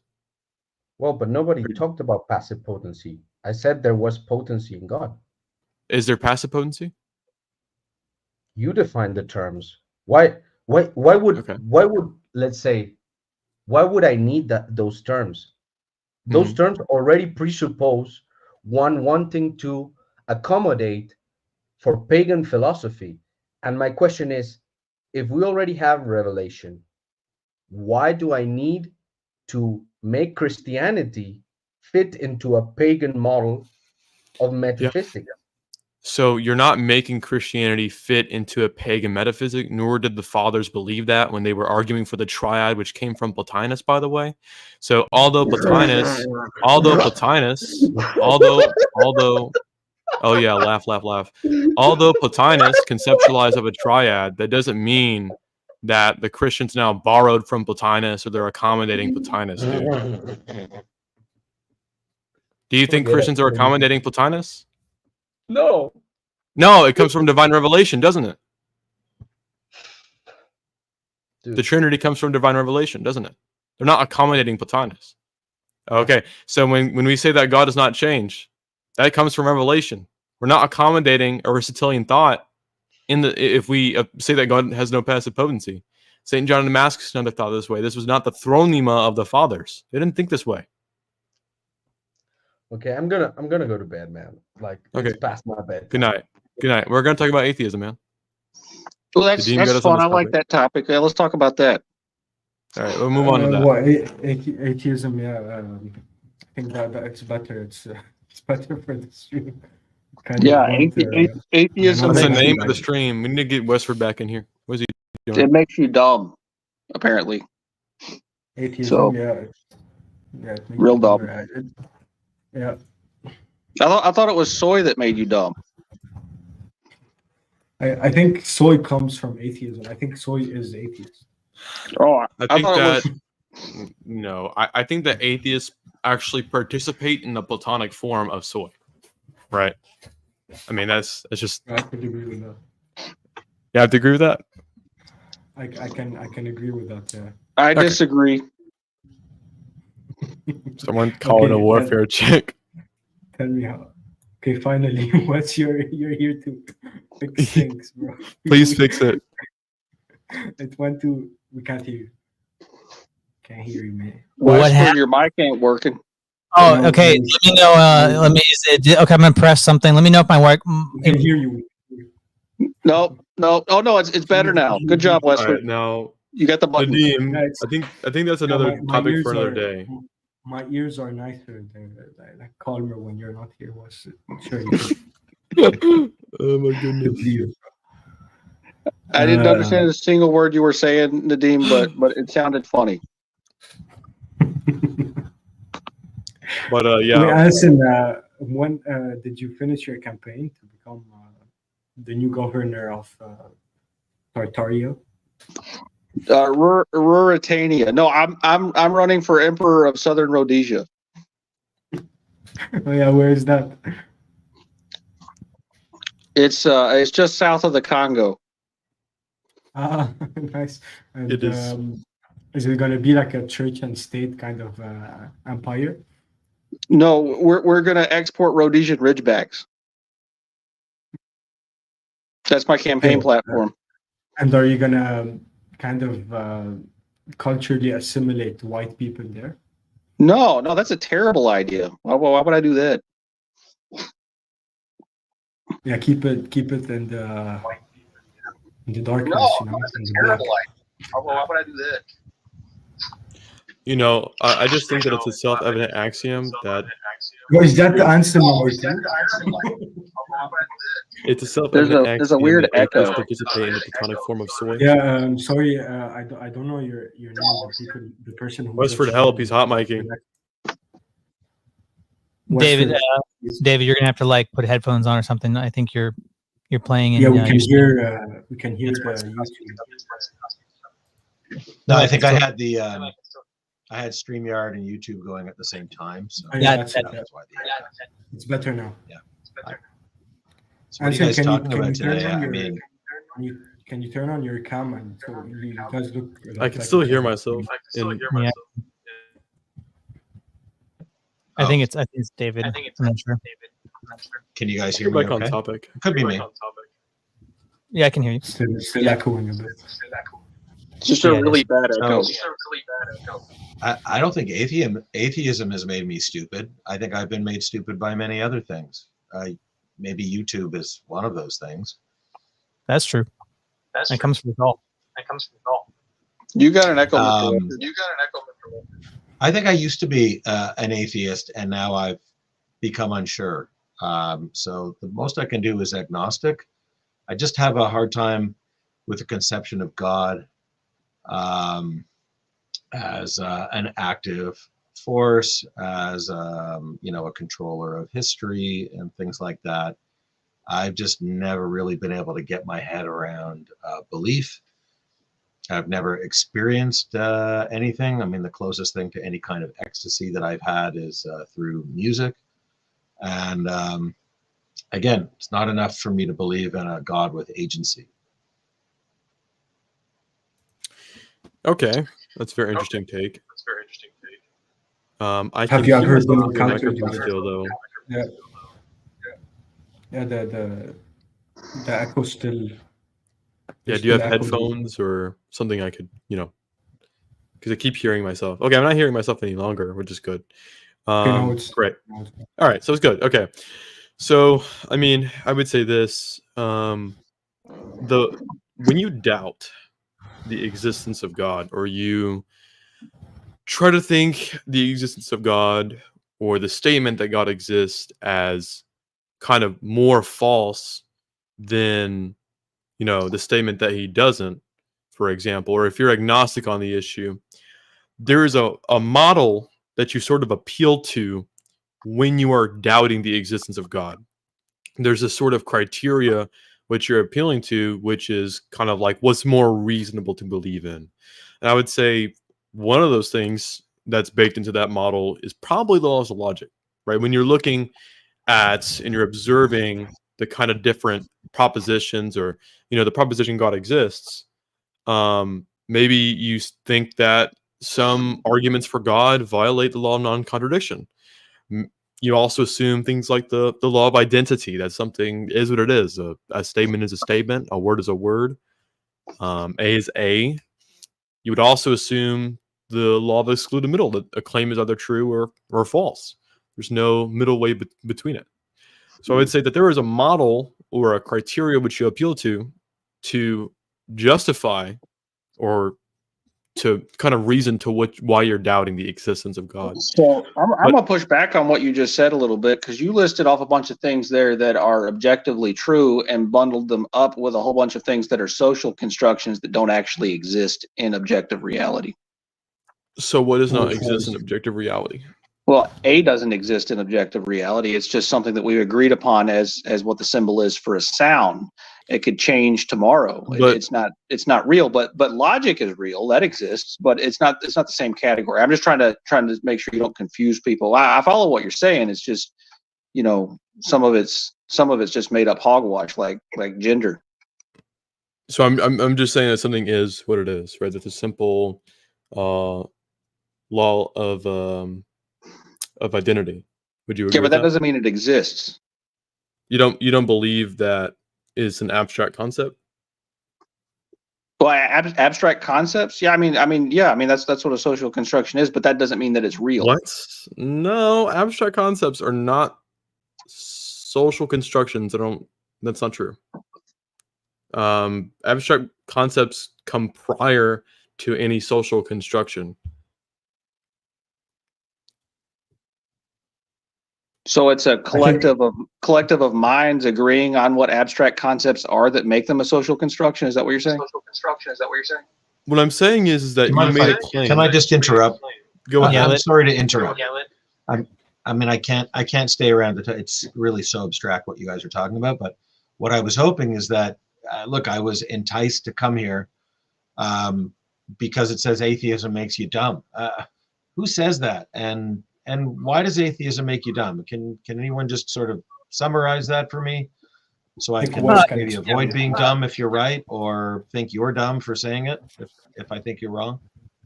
Okay, yeah. I mean, just to summarize, and the video kind of got switched over something else because there was an audio issue. But I would say that atheism can make you dumb, or does make you dumb. Maybe it limits you because the foundations of most atheists are determinism, materialism, empiricism, and those are inherently limiting beliefs, and a lot of them are self-contradictory, such as empiricism. That's most atheists will say that they are empiricists, or they only believe things that they can touch, sense data, right?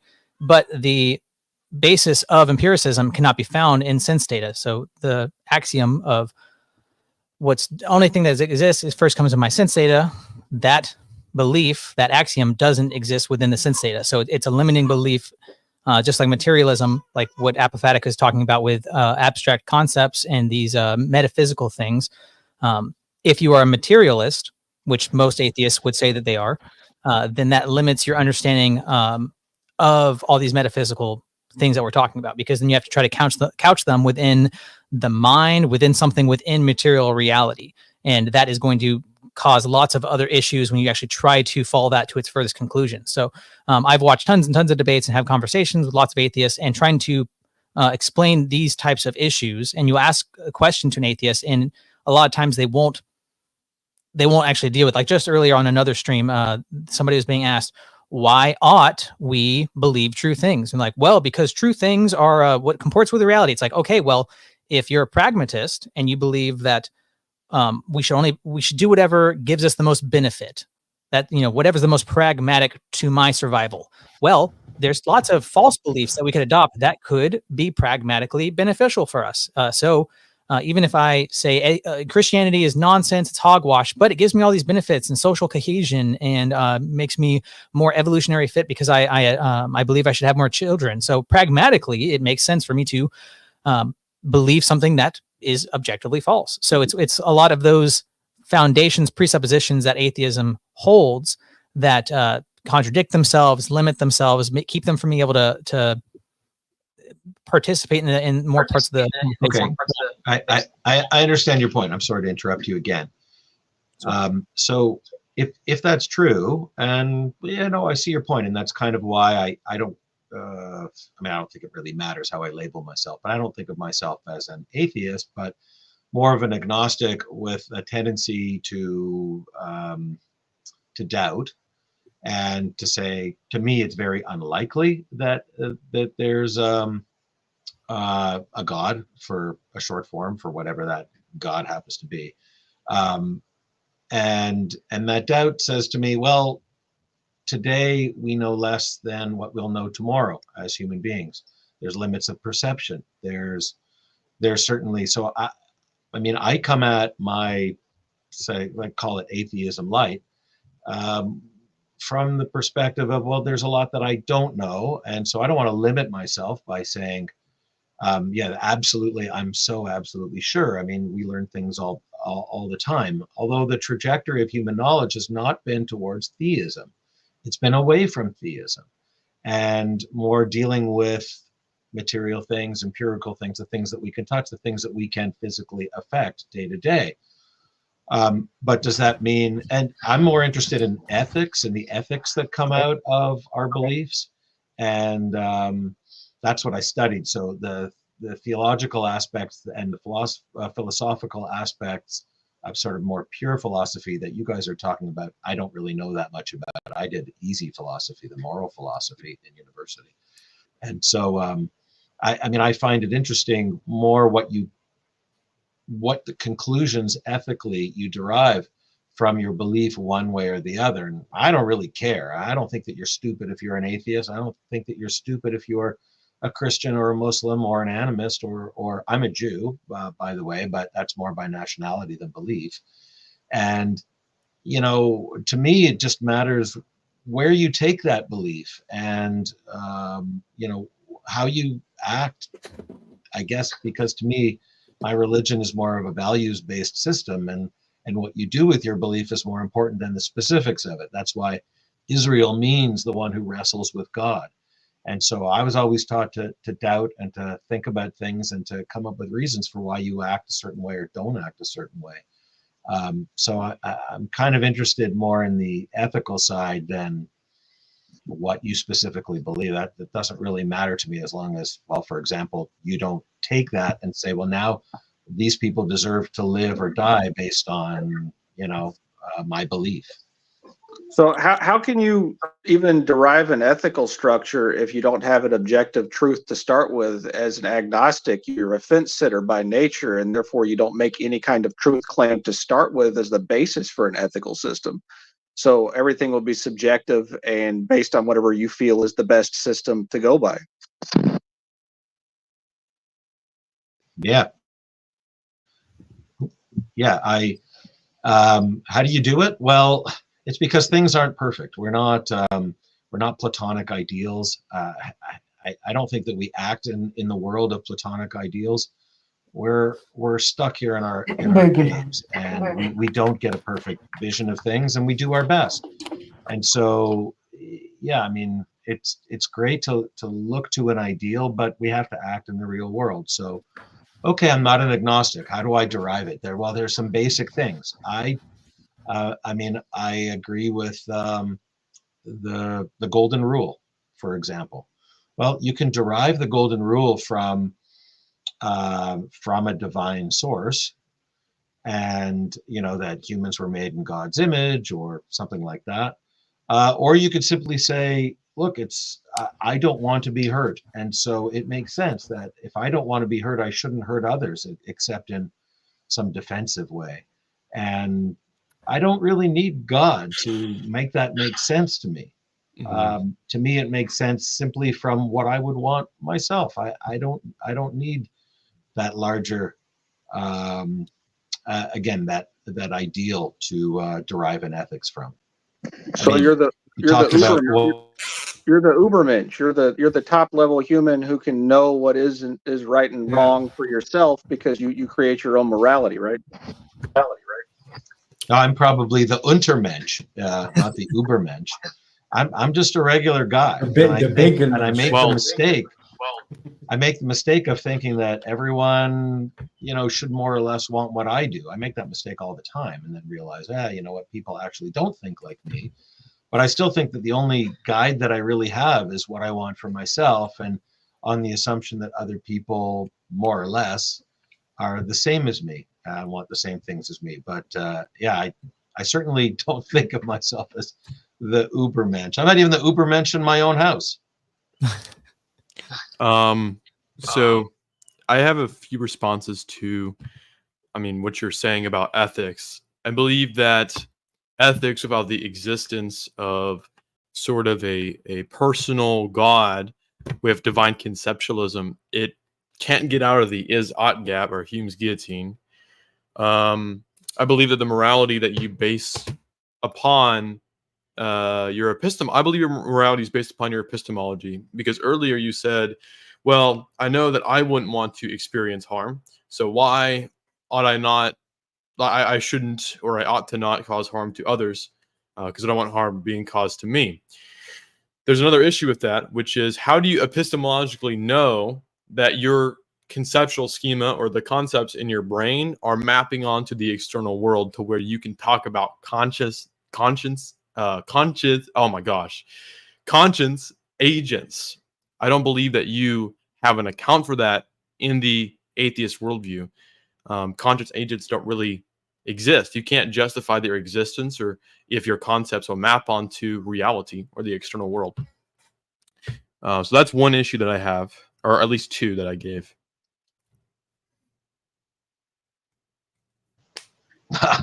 I wish I understood what you meant. Maybe atheism has made me stupid. Well, okay, so specifically, with the Hume is-ought gap, maybe we can just try to break that down a little bit more. I don't know if you've read Hume or if you know. I know what that is. I brought up Hume's guillotine. Right, so that's because you said that you have this operating your heuristics of your ethical system that you would, like golden rule, you want other people to treat you as you'd want to be treated. But just because that is the case doesn't mean that it ought be the case that everybody follow that, or that we can come up with all the kind of examples of sociopaths, psychopaths, people that don't feel this empathy, that if we try to apply that to them, that obviously isn't the case. But you didn't really appeal to pragmatism, so I can't really attack it that way. But I would say that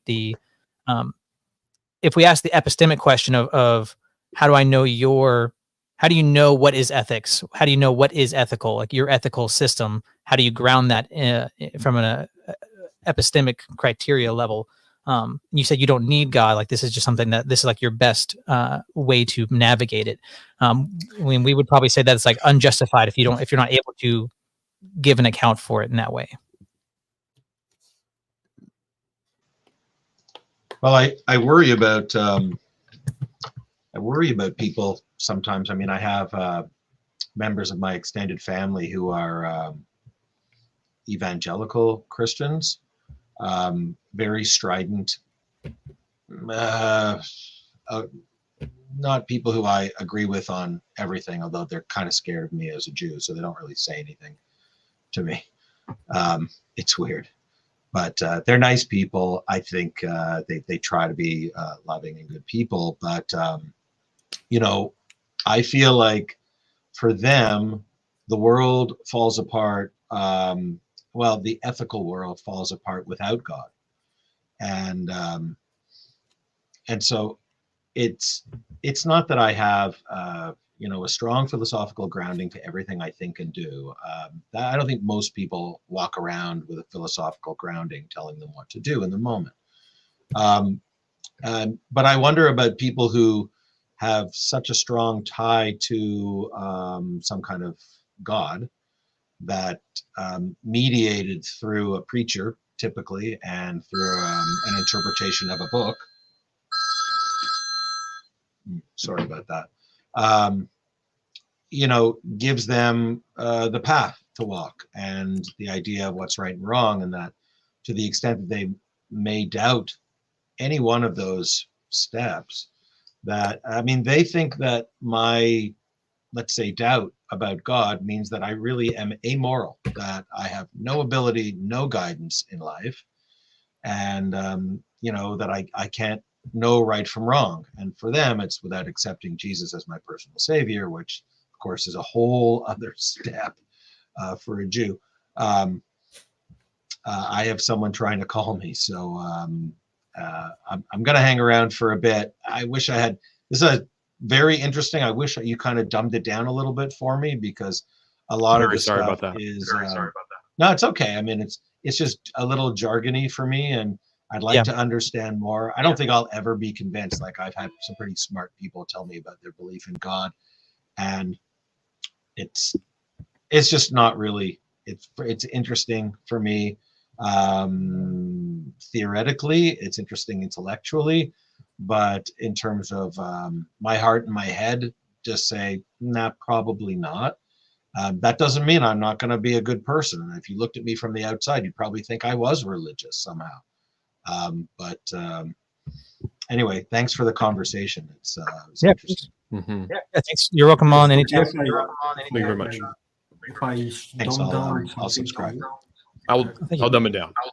Is it okay if I talk? Yeah, I think David's leaving now. He's about to get on Once a he's call. left, I'm going to contact him to DM as well. Thank you for hopping on, David. Yeah, I mean, there's things to unpack there. We could keep going. I would say that. No, I was gonna give him tag, but I don't know why no one was. He's. Look, I was just letting him talk. But I mean, I would say like tag would. I have like a very dumb way of explaining tag. So, okay, go ahead. I dumb down everything, but no, he's gone. That's useless. Oh, he's literally listening. He said he's going to listen. He just said he's just busy. He can still. Okay. So, David, if you're still here, there's if I'm butchering, just cut me off, guys, because I might be too dumb for it. But there's I don't know if you're familiar with the Transcendental. So there's the Transcendental argument for God that actually refutes any idea that any logic or mind could be created without God. So if you agree that we are logical beings, then and logic doesn't come without mind, then us being logical beings does come from a mind. So if mind comes before logic doesn't exist without mind, and we are logical beings, then a being with a mind is necessary for us being created. I don't know if it's dumbed down enough, but basically, that's the dumbest I could do it. If I can try to restate what you're saying, essentially, we believe in things like logic, time, identity, these things that we can't see or touch. And he was pretty sympathetic to my talking about like empiricism earlier, so maybe that will make sense. But all those things are mind dependent.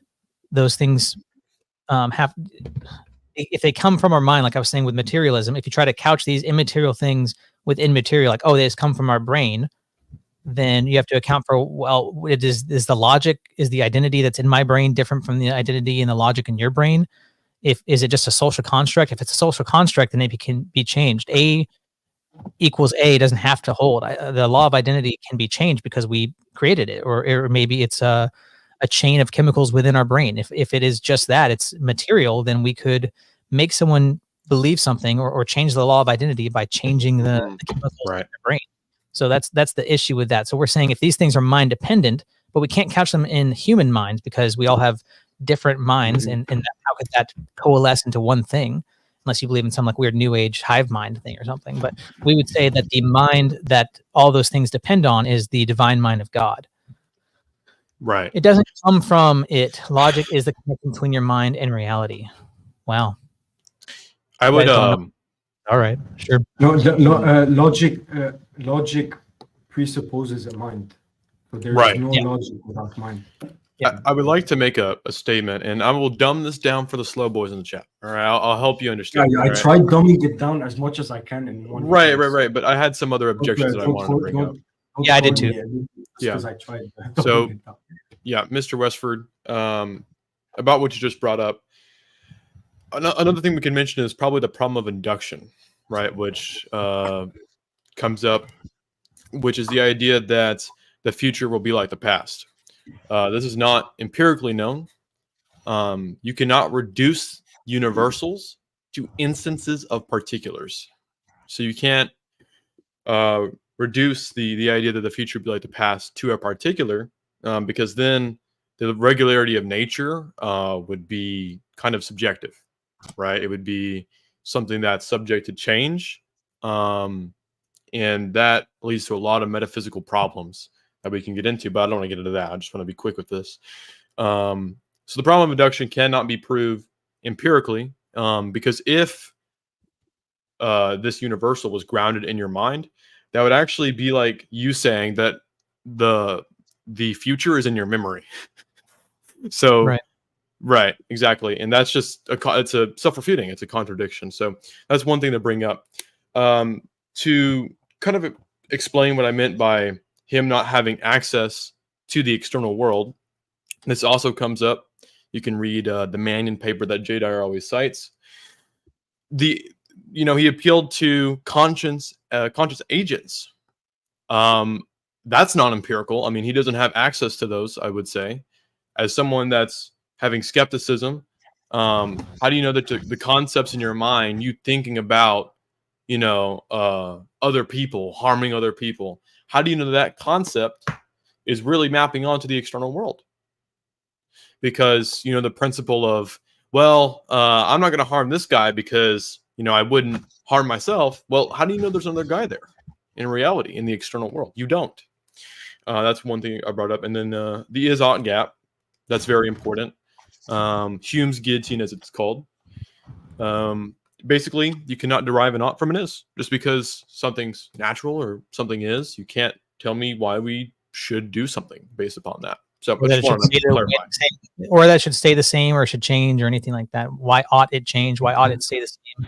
A couple of different things I would bring up to. I can feel the whiteboard. Yeah, I could feel Apo's whiteboard, but I would also say, like with David talking about ethics are the most important, and that your belief, he doesn't care so much about the contents of the belief, but what you do with them. So I would say that you can't really disconnect that, like the orthodoxy and like the orthopraxy, like what you actually believe and how you act that out, how you practice that, they are going to be intertwined. If you believe that you should be kind to other people, then they're likely you're going to live that out. And he mentioned some strange evangelical people in his life, and we probably would have a lot of the same grievances or disagreements that he would have. I mean, all three of us here are Eastern Orthodox Christians. We don't. We have quite a Mahmoud Ayman was asking evangelicals if you're a theist or an atheist. So evangelicals are atheist factories. Go ahead, Mr. Westford. Yeah, and I would say that his relatives or whoever they are that are evangelical would say that he's amoral until he accepts Jesus. I would say that from our perspective, I wouldn't say that you're moral or immoral, or I mean, it'd be so. I don't think, like, we're not questioning that you are or not a good person. And I would also even split it even more of saying that if you are not submitting yourself, like in the Orthodox conception of submission and obedience, then you're not under like the same code of ethics that I as a Christian am, that I've submitted myself to. So I'm not holding someone like that to the same standard.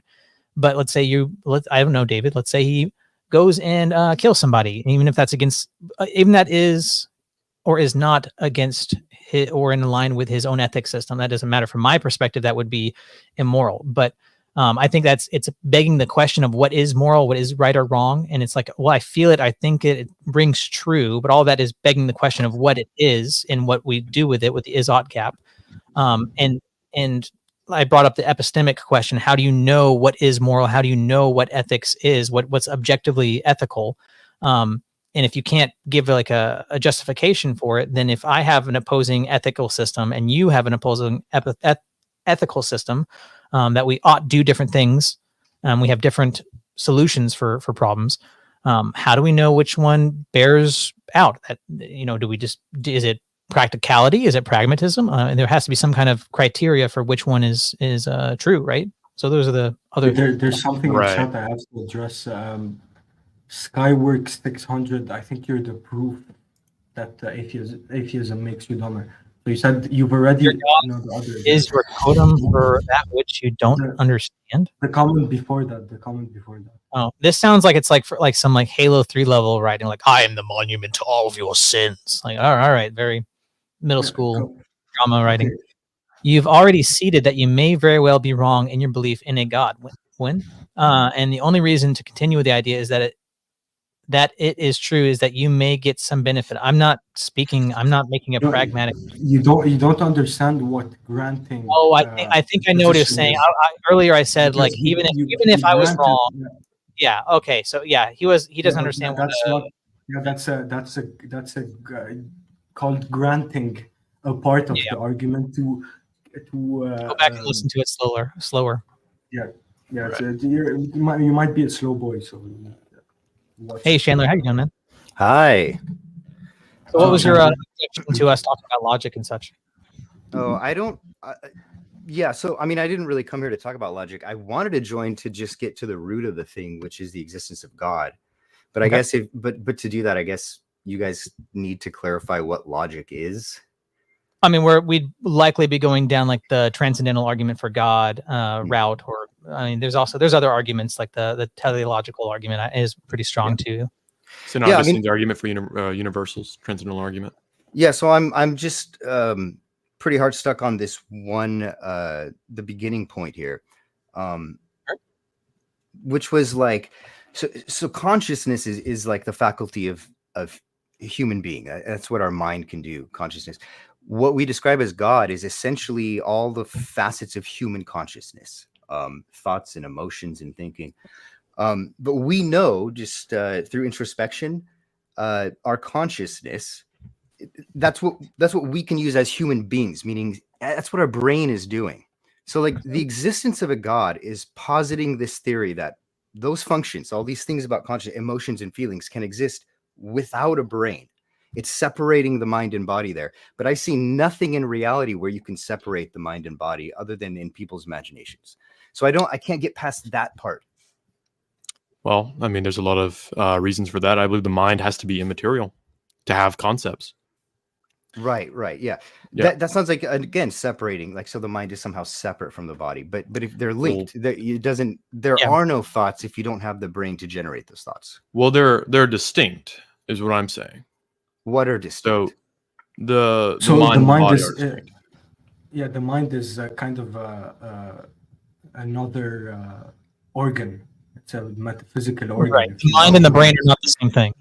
Yeah. Right. Yeah. The mind is distinct from our brain. We don't reduce the mind to matter because that would lead to a lot of issues.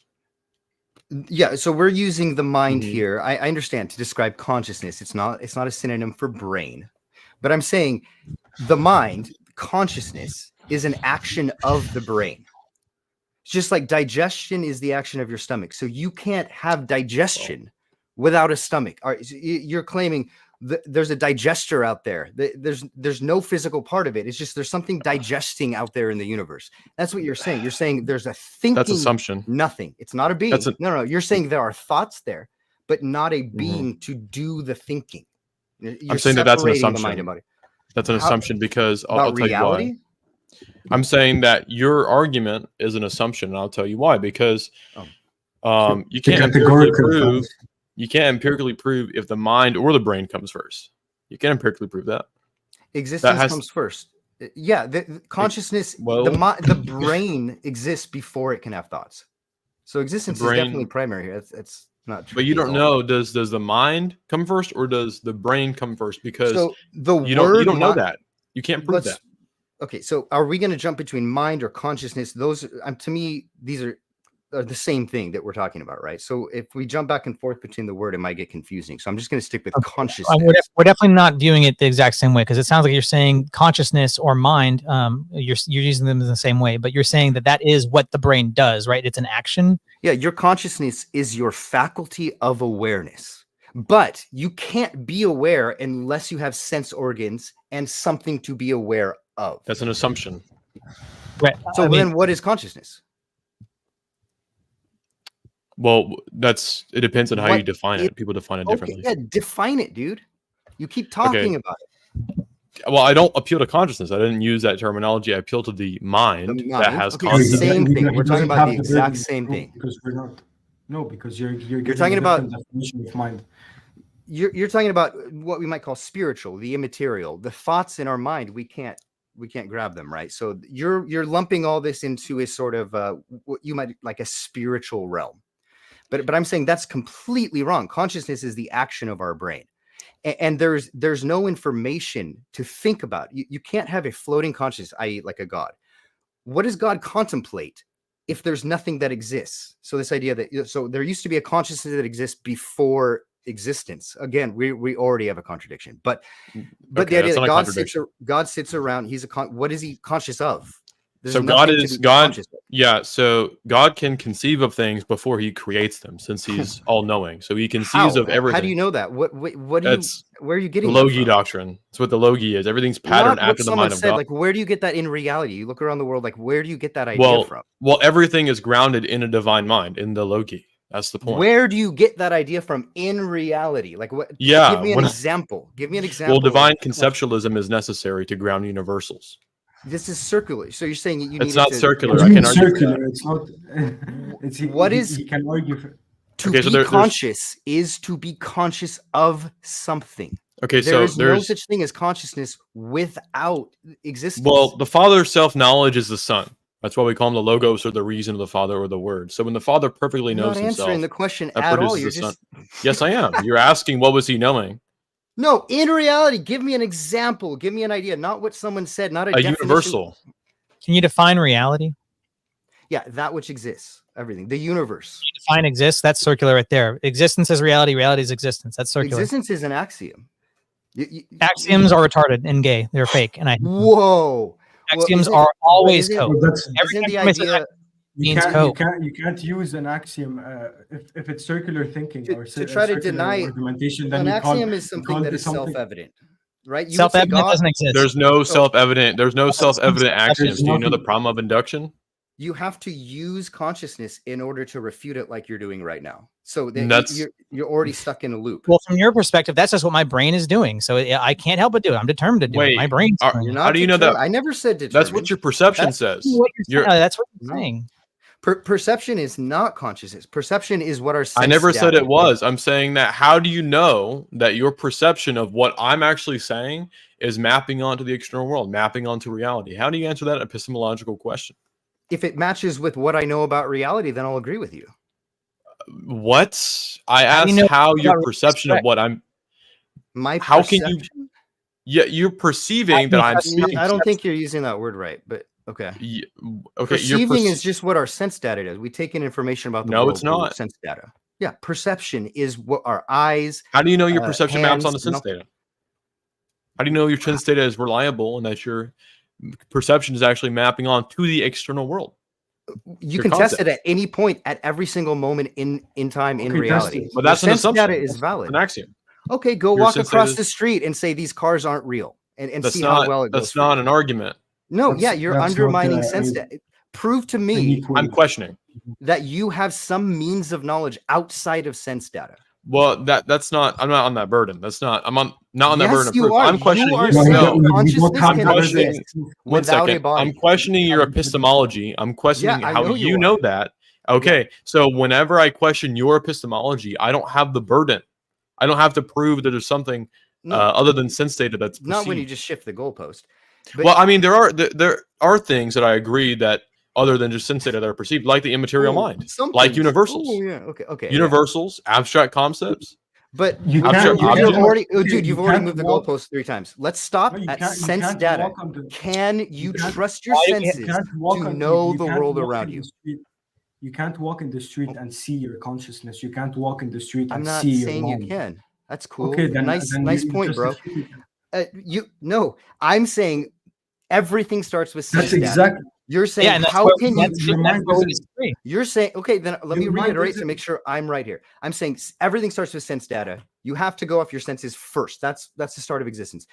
You're saying no, you can't trust your sense data. So therefore, everything is up in the air, and I can make whatever claim I want about. Wait, reality. So are you a rationalist? You think that knowledge is primarily sense data? No, they're connected. I don't separate the two. I never said you separate the two. I said they're primary. Sense data is primary in the terms of knowledge. Primary existence and consciousness are primary, but existence is the ultimate primary. Something No, has Sir, I asked if you were a rationalist. The rationalists believe that I'm not knowledge an is or a rationalist. You're not okay. So what are you? Objectivist? One is all about the mind, and one is all about the body. I'm about the integration of the two. You cannot separate them. If you try to separate the mind, you get religion. If you try to separate the body, you get communism. You have to integrate. The point that I'm trying to make is that the mind is immaterial. I don't understand. They're necessarily distinct. The mind is communists were materialist. Okay, I have a question. Is your body corporeal? Is your body corporeal? Yeah. Is your mind incorporeal? My mind, the consciousness is the action that my brain takes. It is part. That's of my not body. an answer to my question. It's a yes or no question. Is it corporeal? It's this. We're talking about two things that cannot exist without. Is your mind incorporeal or corporeal? Answer the question, sir. It can't be both at the same time. Consciousness is not corporeal. You can't touch consciousness, right? But you can't have it without your corporeal body to receive sense data, to be conscious of. What are you conscious of if there's nothing to be conscious of? That's not the point that I'm making. You can't trust your senses. If you can't know, if what you see in reality, if you're okay, wait, you just said your mind is incorporeal. Then how can you know anything? So if you admitted that your mind is and body are inseparable, you can't. So they're not distinct from each other. No, you keep trying to have an argument about two separate things that are the same thing.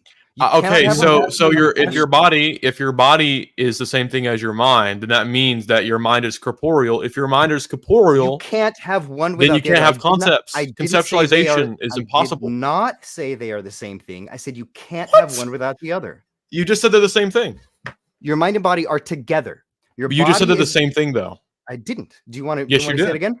We can go back on the live stream. You want to see? Said that the mind is what the brain does, so it's actually just the brain. They are together in. You can't separate them. You can't take the consciousness out of the so then body. There's no difference between them. So the brain is the mind in your perspective. I didn't say there's no difference between them. Your consciousness is your faculty of awareness of reality. But how can you be aware of reality? Is your mind reduced to matter? Is your mind reduced to matter? You're looking for God. You're looking for spirituality, and I'm telling you. No, I'm not. I'm asking you a question, a metaphysical question. Is your mind reducible to matter? Consciousness? No. Okay, so it's immaterial. Not by any evidence that we've been able to find. I mean, okay, so if your mind is immaterial, then it's incorporeal. It's not a body. Right. So you think you're thinking thoughts are something. It's very platonic, but like thoughts are intrinsic, like a concept is somehow intrinsic. No. An idea, a concept is the relationship between you and reality. The gel that lets those two things interact is your consciousness, your mind, if you want to say that. I was making a point, which is that if your mind is immaterial, I'm sorry for interrupting you, Nadim, if I am.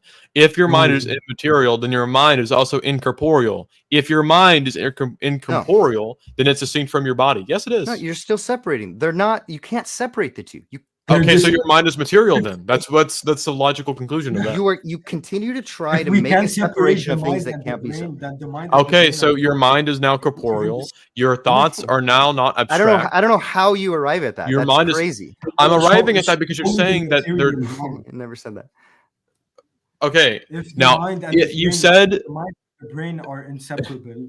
Then the mind and the brain are the same thing. What you're calling mind is the function of the brain. Yeah, let me finish. So the mind it's matter. It's reduced. Is digestion matter? Is digestion? It's reducible to matter. It's reducible to matter. It is corporeal. Yes, the function of the organ is matter. It's reducible to matter. It's not immaterial. You think you have an immaterial organ? You think so? Is your digestion an immaterial organ? Do you think so? We can't cut you open and look at it. Digestion. Yeah, it's material. The mind you can't materially. It's immaterial. Digestion is the function of the organ. But it's reducible to matter. It's reducible to material. Would you call it an emergent property? No, the effects of it are reducible. Just like if you're able to think and you can create something in reality. So how is it not reducible to now matter? you can see the effects of consciousness. But go look up what the category error is. It's literally happening right in front of you all the time. Yeah, you dude. and speaking. The digestion is that's the action of. The digestion can. Yeah, be it's not an explained exact clearly. analogy, dude. You're getting way too into it. Can I try a general analogy? To help you. Westford was asking if it's an emergent property. Can you answer that question? No, I don't have answers to that question. Yeah, that's when we start to get into like quantum theory, and it's still a separation of mind and body. Quantum physics, bro. You're looking at the word was used. Yeah, you're trying. Yeah, people drop that all the time. Yeah, like because there's places in science that we don't quite understand yet. You're looking to place consciousness somewhere. But you're missing the whole point that you're using it right now. It's part of your digestion material. Is it reduced to matter? It's the action that's not an answer to my question. I think I know. You're taking the analogy too literally. Bro, let Westford speak, man. Dang. Okay, so Chandler, I think I'm Westward. What's up? Hey. I think I have a parallel analogy that so my ass is material, but my farts are immaterial. They can't be separated. No, that's not true. They're definitely material. No, farting. Yeah. No, they're not. No, they're not. No, farting is what my ass does. Farting is what my ass does. It's immaterial. Farting is an effect of his ass. Okay, so farting is an effect of his ass, so it's immaterial. Right. He has an immaterial fart. Now you got it. Yeah. Right. So this is a terrible way to. So the fart is immaterial. Yeah, the fart is immaterial now, dude, because it's an effect of his asshole. If it's an effect of his ass, it's immaterial, dude. That body. Okay, so. you're conflating actions, verbs with nouns. No, so I'll tell you what I'm doing. I'm mirroring. One second. If you stop interrupting, the action of expelling. If you let somebody speak, I'll tell you what I'm doing. I was just reading about it. This morning. Okay. So let me speak for just 1 second. We will let you speak. The point that I'm trying to make is this: when I asked you if your mind is reducible to matter, you said that it is an effect of your brain. And then it's an action of your brain, right? But dude, are you gonna keep talking? Yeah. Okay, so the fart is an action of your ass, right? So does that make your fart immaterial? The fart is the material substance that comes out. The action is called. Okay. Fart. The action is a material substance. It's a material process. So yes, it is. Is it thinks. You can't. It's called the. Okay. We really don't need analogies for this. If your concepts are immaterial, your concepts are incorporeal. Therefore, it's distinct from your body, which is also corporeal. It's not one and the same thing. So, what's a concept? What do you think a concept is? You're muted. We can't hear you, Ivan. Can't hear you, Ivan. The guy from 21 you're using a category error. So the mind is incorporeal. You're comparing. No, you're insisting that these things are the way they are. And I'm incorporeal fart.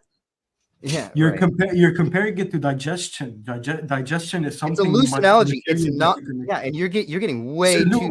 Why use a loose analogy? Well, then what's wrong with my analogy? My analogy is 1-to-1 with the digestion. No, I'm saying you can't fart. Hey, listen, bro. You can't fart without an ass. That's all I'm saying. Right. Yeah. Yeah. You can't. And you're trying to say that you can't think without a brain, so it's reducible to matter. Yeah, you cannot have. That doesn't mean thinking is something that you can grab. Silent, deadly. Yeah, the fart analogy is a deadly blow, bro. I'm sorry. We're still on the topic. You still haven't convinced me that consciousness is something that you could take away from a brain and it could function somehow. Because it's immaterial and incorporeal. We can't hear you. That's the point. So that exists. It can exist without any kind of physical form. It can exist without a physical form because it's incorporeal, immaterial. Give me an example of that. Why do I need to? I can give you an argument for why. I can give you an argument for why the mind is immaterial. You're going to quote someone. I'm not going to quote somebody. I can give you all you do is syllogism. Say what other people say. This whole time I've been watching. Isn't that what knowledge is? Isn't that what everybody does? You're saying what other people say right now. You're using language. Language is what other people say. Yeah, go ahead, Ivan. Ivan's been waiting to speak, man. Okay. We can't hear you, Ivan. We can't hear him. Still muted, bro. He's on the set of 23 Jump Street. I have an immaterial, incorporeal fart, immaterial, incorporeal burp. I'm like Shaitan. You can't use the word reality because it necessitates an axiom, because you're using circular argumentation to actually use the word reality. So you can't even use the word reality. On the metaphysics of fart.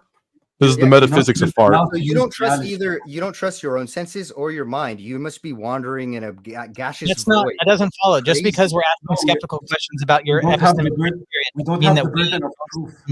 distrust. So my claim that all Right. So this is brought up in the Mannion paper. This is brought up in the Mannion paper. Just because we have skeptical questions about your assumptions does not mean that we're negating ourselves the existence of those things. Right, we're not saying trying to refute logic, trying to refute perception. We're questioning your ability. We're questioning your ability to account for perception, to account for those things.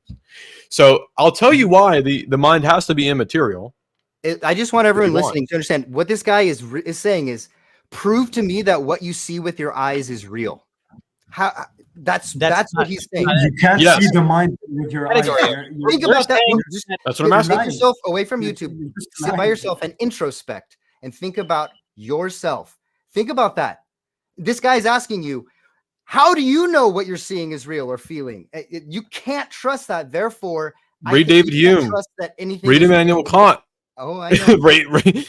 Yeah, they brought up. These are like hit questions. They're blowing questions, bro. You don't understand that. It's bloviating questions. Because all you do is these questions. So I'm putting it in my I'm not okay. Do you want to know why the mind has to be immaterial and thus incorporeal? Why does it have to be? Okay. Tell us. So everything that has an essence is made up of matter and form.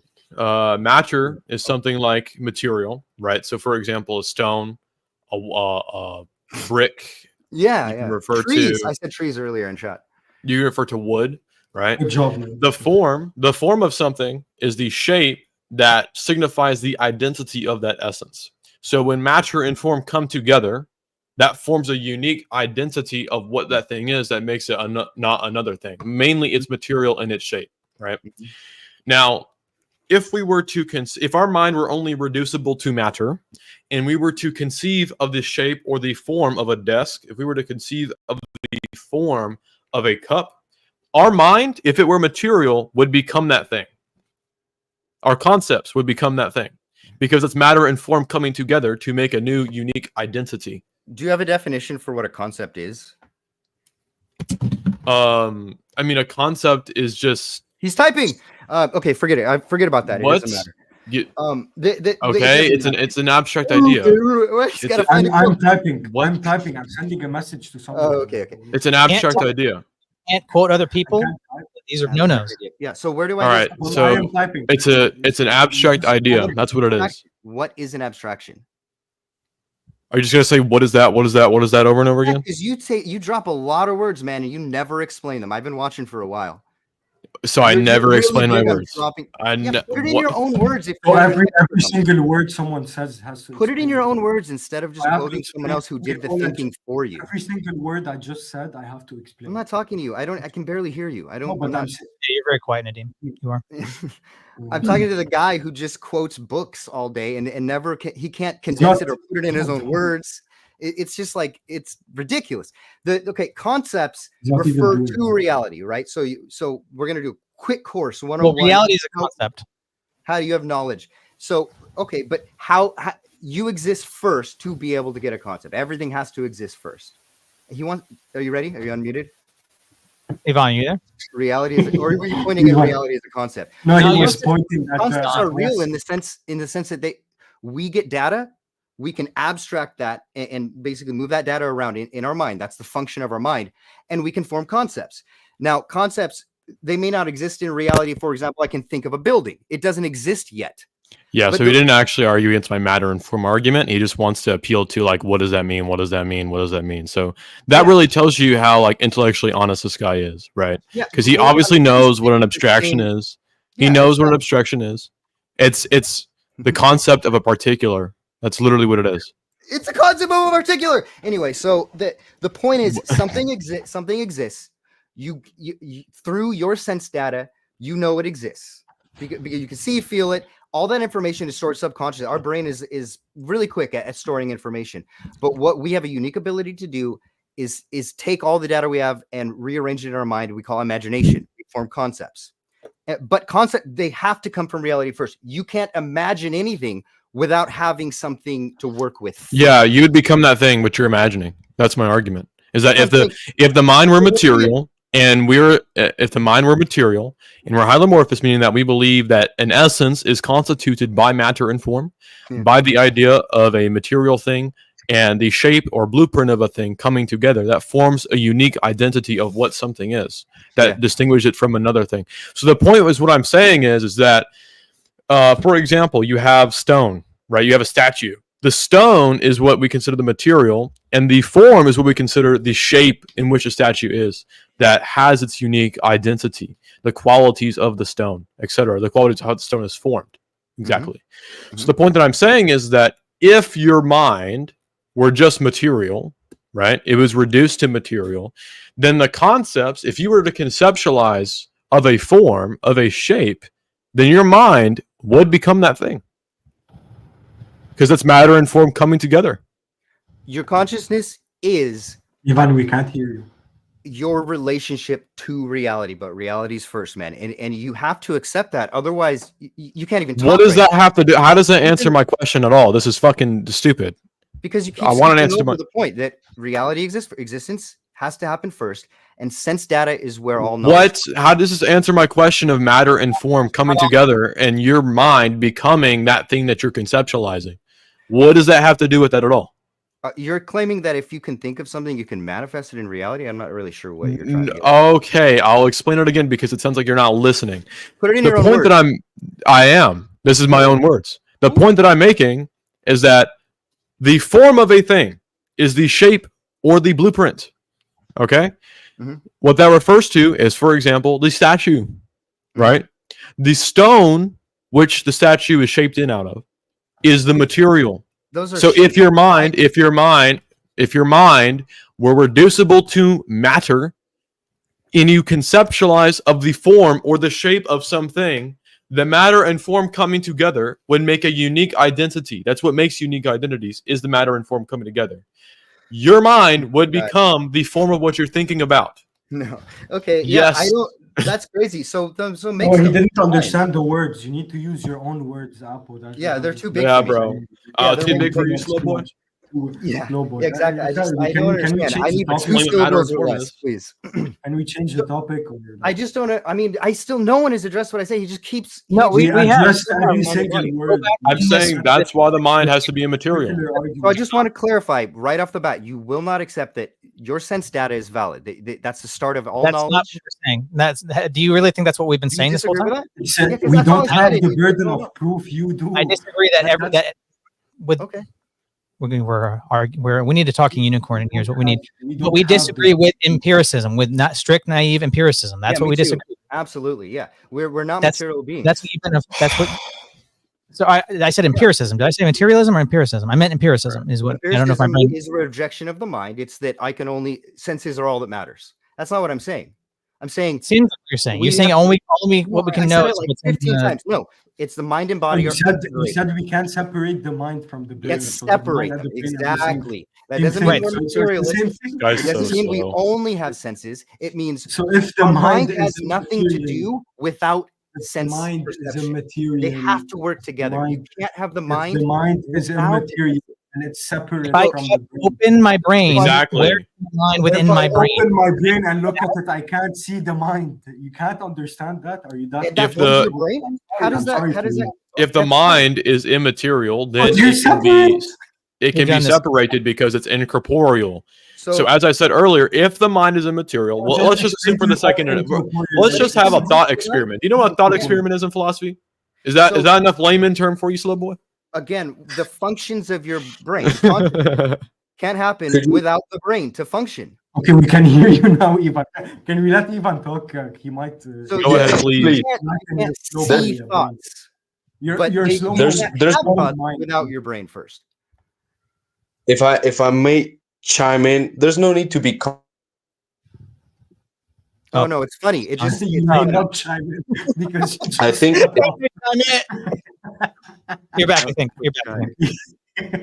Okay. I wanted to say that when you said that experience is the basis for knowledge, I think you're wrong, man. Like you just asserted that. You said it. You literally said it.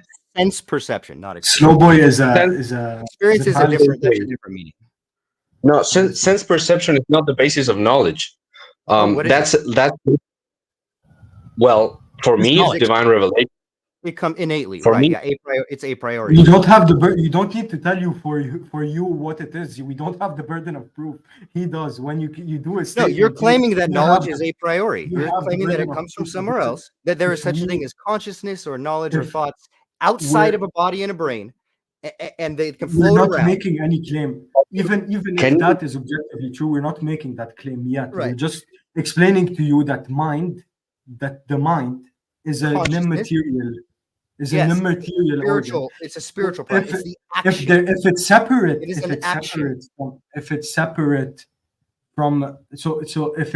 it's not separated from the brain, then the mind could be. Then the mind is material. It becomes material if it's inseparable from the brain. So if you look at the brain, you don't see the mind. That's like You still have this concept that thoughts can float without a body. You're not letting go of that. That's your premise. Let's slow down, please. Let's slow down. Slower. We slowed it down a lot when you weren't here. Way too slow. I'm sorry. Yeah, no. This is like so simple and obvious. I don't see the contradiction here. But I'm not saying we're materialists. The spirituality of humanity, that is our thoughts and conceptual faculty. That's a real thing, but that's the action of our brain. And that's what our brain does. So other animals have different kind of, evolutionary. So it's immaterial and incorporeal. All of that are immaterial. All you're doing is describing how the human mind works. But that doesn't prove that you can have the functions of a mind floating around in space. Or that I can grab some outside and put them into my head. Knowledge comes through That's not what I'm saying. Name something one more time. You said all knowledge comes through sense data? All knowledge. That's empiricism. That's what we've already. I'm easy to refute. But I'm not denying knowledge. I'm not denying knowledge. No, empiricists deny knowledge. I'm saying you have to merge the two. Rationalists and empiricists. That's not sense data. They're like Republicans and Democrats. The fact that you're arguing isn't sense data. They're both denying the integration of mind and body, which is what man. Can you stop making claims for a second? Like you're spitfiring like 10,000 claims, and they're all wrong for some reason. The same claim over and over again. Sense data. No. You just claimed evolution. You claim too many things. To us, you have the burden of proof. We don't. You just keep throwing it to us. You give an assertion, then you throw the burden of reality exists, and that my eyeyesight sees what reality. Then you ask what reality is. Then existence is reality. Then existence is reality. Reality exists. Then existence is reality. Then those are they're the same then thing. You have the burden of proof to explaining like mind what existence and consciousness are the same thing. But that doesn't make sense. Okay, we're talking about the metaphysical and the epistemological. They're united. Do you not see a contradiction in saying reality exists? I'm like, well, what does it mean when it exists? What existing means? You're like, yeah, that's reality. It doesn't. How am I understanding what reality is if you're defining the same word with the same other word? That which is it's an axiom, dude. That's a circular appeal. How can there be something? Wait, hold on. That's a viciously circular appeal. Hold on. How can there be something that doesn't exist? How can you say that existence isn't the first thing? What doesn't exist that you want to talk about? We're not saying that if that's what I'm saying, bro. If the definition of existence is that it's reality, and the definition of reality is that it's existence, then there's no definition of it. No, bro. What you have exist? The burden of proof. Give me an example of you something have that the burden exist. of proof. You can't understand. You have the burden of proof. I'm presenting. You have the burden of proof to explain to us what existence and reality are. Existence is. That is what is. That's not proof. It's so soy. Starting point that something has to be. That's the philosophical starting point. You're stuck in. It's not about. This guy acts like he knows about philosophy. not Because about another basis of material things. Aristotle. No, you're stuck in one little part. It's a much bigger picture. Existence is everything. Even the Minecraft character behind him is less of a Okay, so snowboard. existence is everything. Everything's existence. There's just another circle. Pick which circle you want. No. Existence is what exists, right? Existence exists. Kind of like swarms, like Okay. shapes. No. Do you? But okay. So there's nothing that doesn't exist, right? Okay, God is. There's God nothing is, that doesn't exist. Basic God is- philosophy. You don't even like follow. You don't even know what philosophy is, dude. Existence is the starting point. Okay, because you can't have something that doesn't exist. That's a contradiction, right? An unjustified axiomatic Oh. starting point. I actually love this. You actually proved our title. Question. Like Did you say it's unjustified axiomatic starting point? Existence is an axiom in the sense that you have to acknowledge it in order to try to refute it. That's an arbitrary conjecture where You're torsion part does of not it. provide enough I justification. can't believe we have people who are arguing against existence. We're not What is arguing against happening? existence. We're questioning your ability. Something We're questioning. exists. We're questioning your ability to epistemologically ground your existence. That's the thing. How do you know can't that understand- existence is not a Step one, false bro. perception of your conceptual I can't schema? understand that. How do you know Step that? one. can't And even you understand can't even, what we're it's doing. only this is only step one, and I can't get the same page on step one with you. So We're that's why not we saying can't- existence doesn't exist. We're Okay, so saying then you agree. Oh, you agree. existence- Okay, Just you're because saying we agree doesn't make it so, though. That's an appeal to. Existence- Make it so. Honestly, this guy was already refuted with the fart analogy. I just think that's like Oh, very Yeah, much but accurate. don't even know Yeah, what just what like- the Can't fart without a definition butt. is. Reddit level tier shit. Yes, exactly. Fantasy Dude, machine, holy shit! fantasy machine. I just can't believe If someone. you're fought gonna this keep fighting on me so saying the much. same thing, we're done. Oh man. Because you keep fighting me on I'm it. gonna keep losing brain cells on you. Man. Things exist. There is existence, right? There is not. Things exist. Why? non-existent. Okay, Why? let's Existence What exists. does it mean? Can you provide justification? Can you do things not exist? Can you refer to something? Do that things not doesn't exist? Who I'm not. cares what we that's- think? You dude, have to give us- This you is don't have literally to- mentioned What is in the something Mannion that paper. doesn't exist? Yeah, you argue just like a foundationalist You're not Thomist. saying Ivan's there's back. no way. I can't believe this is happening. It's like Just because I can't conceive it any other way does not mean that it's not true. It's not an No. argument. You keep arguing, but you don't see where I'm going with it. That's why you keep stopping me and I start. no, over. no. We So understand it's exactly just- what you're it's doing. just- You're This is so- just a that's starting what point. you're doing. Oh my god, dude! We understand what you're doing. You don't understand at all. Understand what you are Step doing. one, Jesus Christ! Step one. Please, Something please. has to exist. Okay, here we're all the way. It's been like 20 No, years. I'm just- no. Essence precedes existence. Essence. Okay, so this is okay. Essence. I get it. Essence precedes existence. Precedes existence. So essence Yep. doesn't exist. God, you're just gonna repeat. That's true. Yeah, I believe essence is existence, but that's a whole other story. Everything is existence. Jesus Christ! This wasn't. We're not No. supposed to. Everything is existence. What do you mean thing? What's the thing? But Let that's a Ivan certain- speak. Let Ivan speak. Not a thing. It No. doesn't exist. So existence. Bro, we need to talk in when unicorn. When I'm Whisper. talking about existence, I'm talking about everything, right? Okay, Existence. Ivan has a talking unicorn. How do we determine? Okay, that's step one. Chandler. Do you have the talking unicorn? So Chandler, that's do step you one. have- Something has to Chandler, exist. do you have a Otherwise, talking you unicorn? can't think about it. You I- can't talk about it. Chandler, You can't Chandler, existence Chandler. has to be No. the first step. Bro. No. Just keep repeating If this. essence comes Let first, Ivan then talk. that Let makes Ivan. Soy kumar tardar. No. Whatever- Please. Let's be My point respectful. Please go, Ivan. existence first. Let's be. Bro, Let's be Ivan, we've respectful. been telling I'm gonna we've been no, Ivan seems respectful cool, for so hours. I'm gonna help Ivan. I'm gonna help Ivan here. So what you're Okay. saying, just that's correct. What you You're said gonna is help him. no, essence is the first thing. Okay, that's existence, right? So something exists first, and what you're saying is the first starting point. Well, okay, the first part of existence is essence. That's what you're saying. I'm saying we have to just clarify that we're on the same page. That we are talking about existence to eliminate any other possibilities. That's what we're talking about. So okay, essence to you apparently is the foundation of existence. That everything else comes from essence, right? What is essence? Ivan, why did you do that? We don't have the burden of proof. No, it's Nadim, okay. He Ivan, said it go. before There's no essence. need- Before There's existence no comes need to essence. go full Like, okay, debate well, that's mode every time. We can have a conversation. Now, This is wild. the reason I said like essence precedes existence is that there aren't any, let's say, neutral positions to start from. There aren't. Everything we say already comes preloaded with a metaphysics. Now, when I said essence precedes existence, what I mean is within my metaphysical framework, Yeah, you're talking about identity. I'm talking about being beyond being. So before anything comes into existence, there is something that has preceded it, that has always, let's say, existed in a way and been beyond existence. That's a which is wild God. claim. Okay. Yes. So he got me. He was right. I'm no, done. I'm That was telling you. No, I didn't think of that before. Of course. Why didn't I think of that? Dude, what I'm saying is, no, I'm just joking. I'll point out the point of what you're saying is Ivan, you God- think he's gonna open a conversation with you? He can't. Just Ivan, go.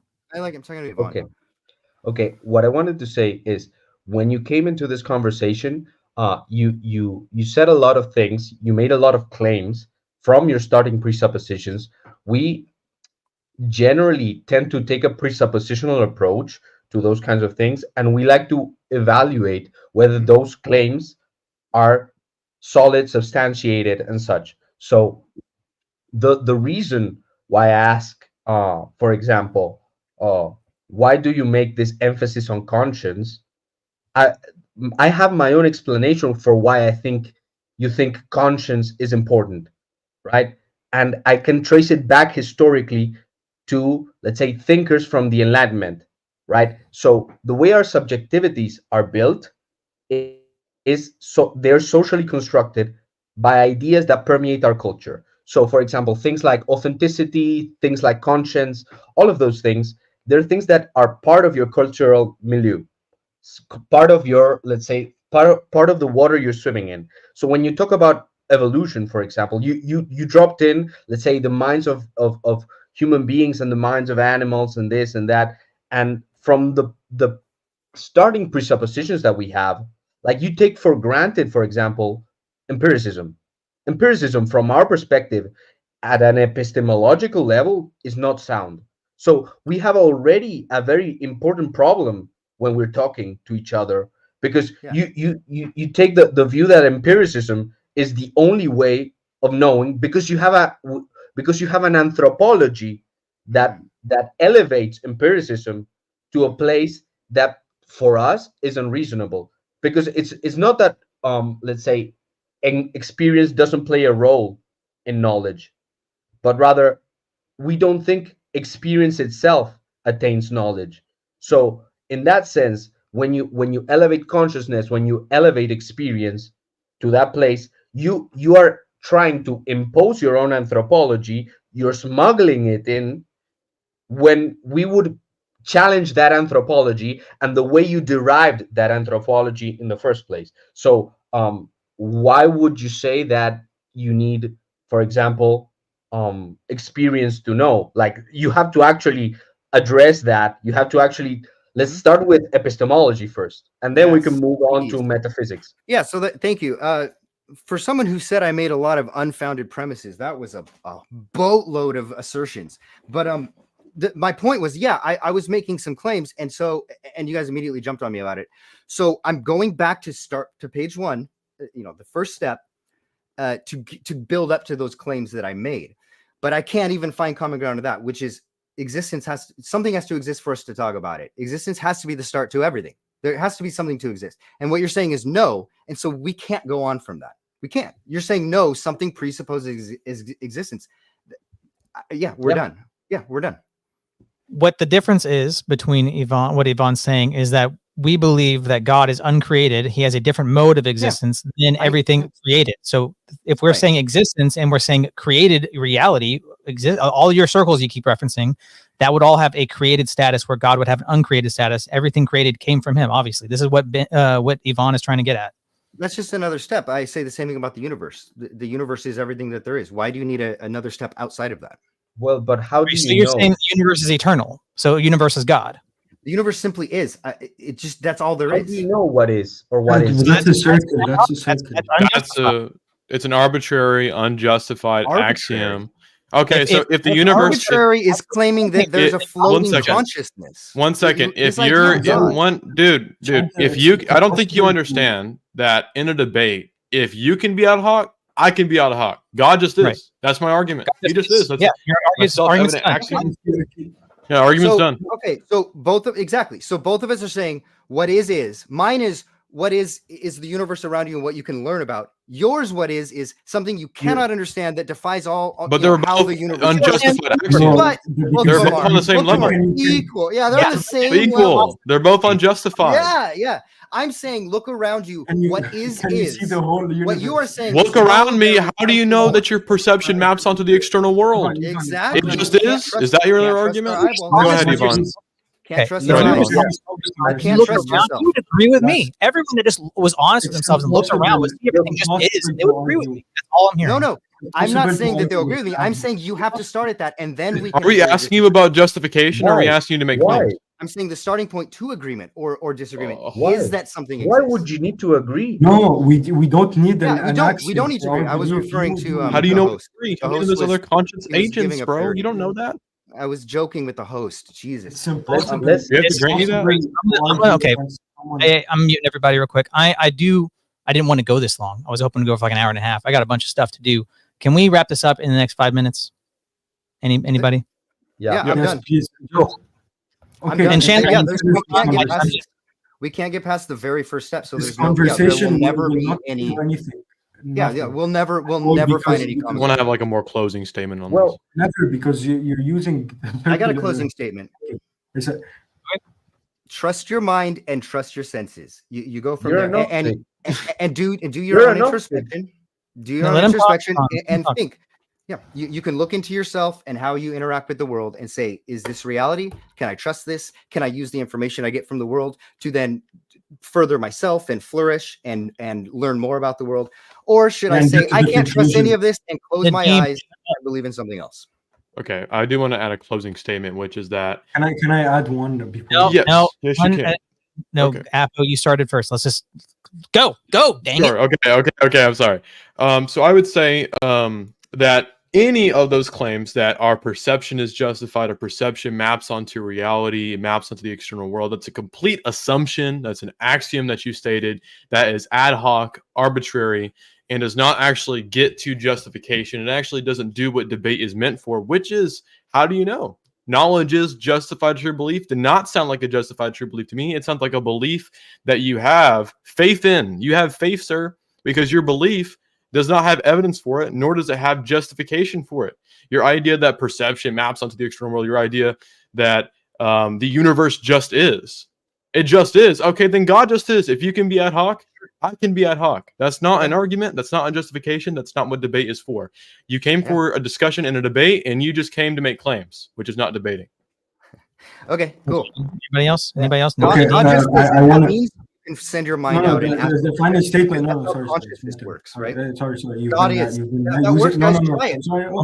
Oh my gosh. AIDS, audio AIDS. Talking I unicorn. don't really like this guy. Final statement, and everyone, Fucking over. we're done. We go. Yeah, that was fun with everyone else. This guy has a shitty Yeah. camera, shitty mic, and he just says dumb stuff. But that was really fun. Thank you. Man. That's what I've been saying for months. That's what I've been saying for months. I think we found common ground. Nadeem, I love you, but I've been saying you knew my. You said one true thing. Like it's the only true thing he said. It's the only true thing he said the whole time. That my mic is shit and my camera's shit. Before you all close out here, the other things are the dumbest things I've ever heard. That it's impossible to have such circular reasoning. I wasn't trying to be mean to him. I swear. We were talking to him calmly, and he was talking over me every time. And he was saying the same thing and asserting the same thing.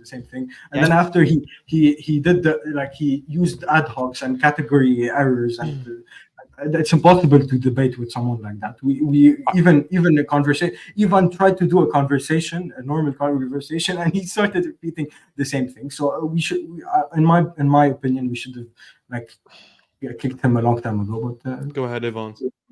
No, I think we could have had a conversation, but we should have been a little bit more charitable and slower. we were much slower in the beginning. No, Nadeem, right there. What just happened? I think what is happening is that people are just talking over. We need either less people on the panel, which is something I needed to just do. This okay, that way better. Oh my gosh, I should have done that. All right. Okay. Anyway, I do want to apologize for ruining the stream, though, because I kind of did at the middle.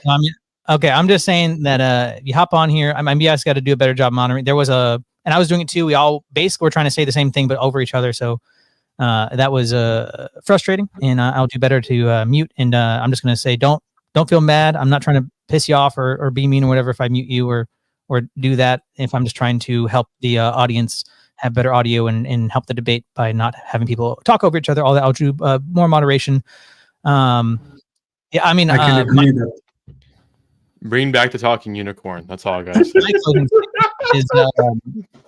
I think that my fart refutation was pretty lit, and I think that should be clipped and sent everywhere. I think that should go viral. I think that's my proudest work. I'd show my mom that. I think I'm very proud of that.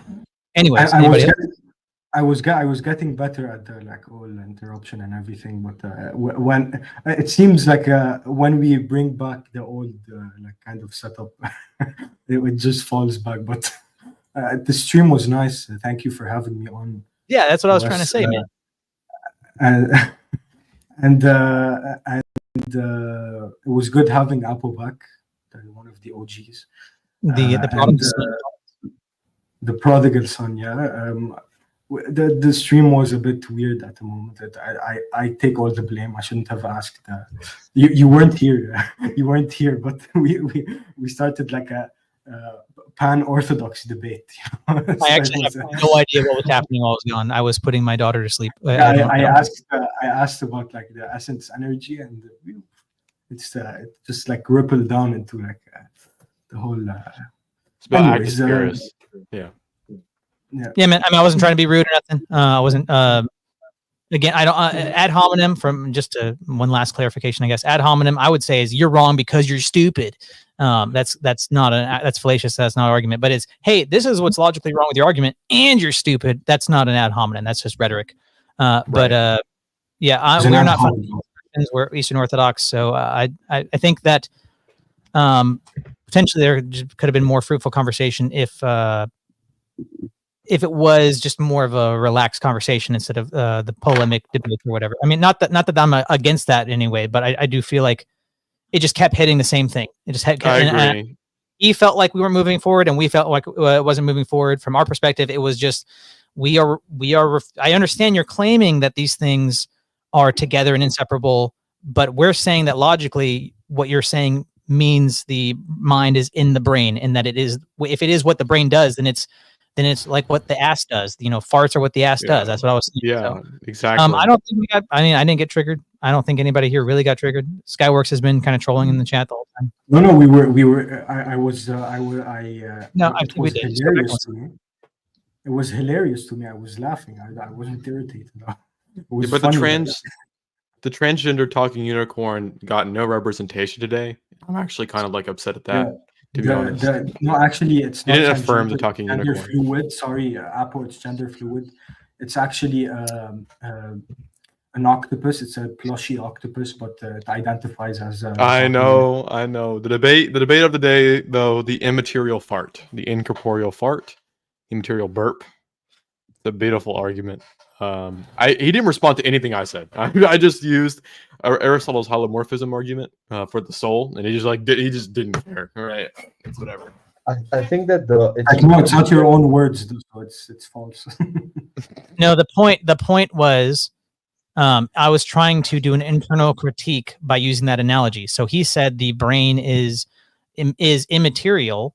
Or sorry, he said the mind is immaterial, but it's interconnected with the brain. It's inseparable. So I said, and it's just what the brain does. The mind is what the brain does. So I said, okay, well, this is what that does, and I made that analogy. So, but obviously, I use that because we can look. Somebody even wait a second, isn't fart material because it's like a gas, and you can sense it with your data? Yeah, okay, then where's my mind? Why can't I sense that? That's why I was pointing out it's a category error. He's mirroring. What he's doing. It's a form of argumentation where you basically apply what the debater is saying, his argument, to another thing and show how that's absurd. Go ahead, Nadim. Nadim, I am retarded, but I think I'd go insane if I rewatch this later because I don't want to hear the same. I don't want to hear myself refuting the same thing over and over and over and over and over and over and over and over and over.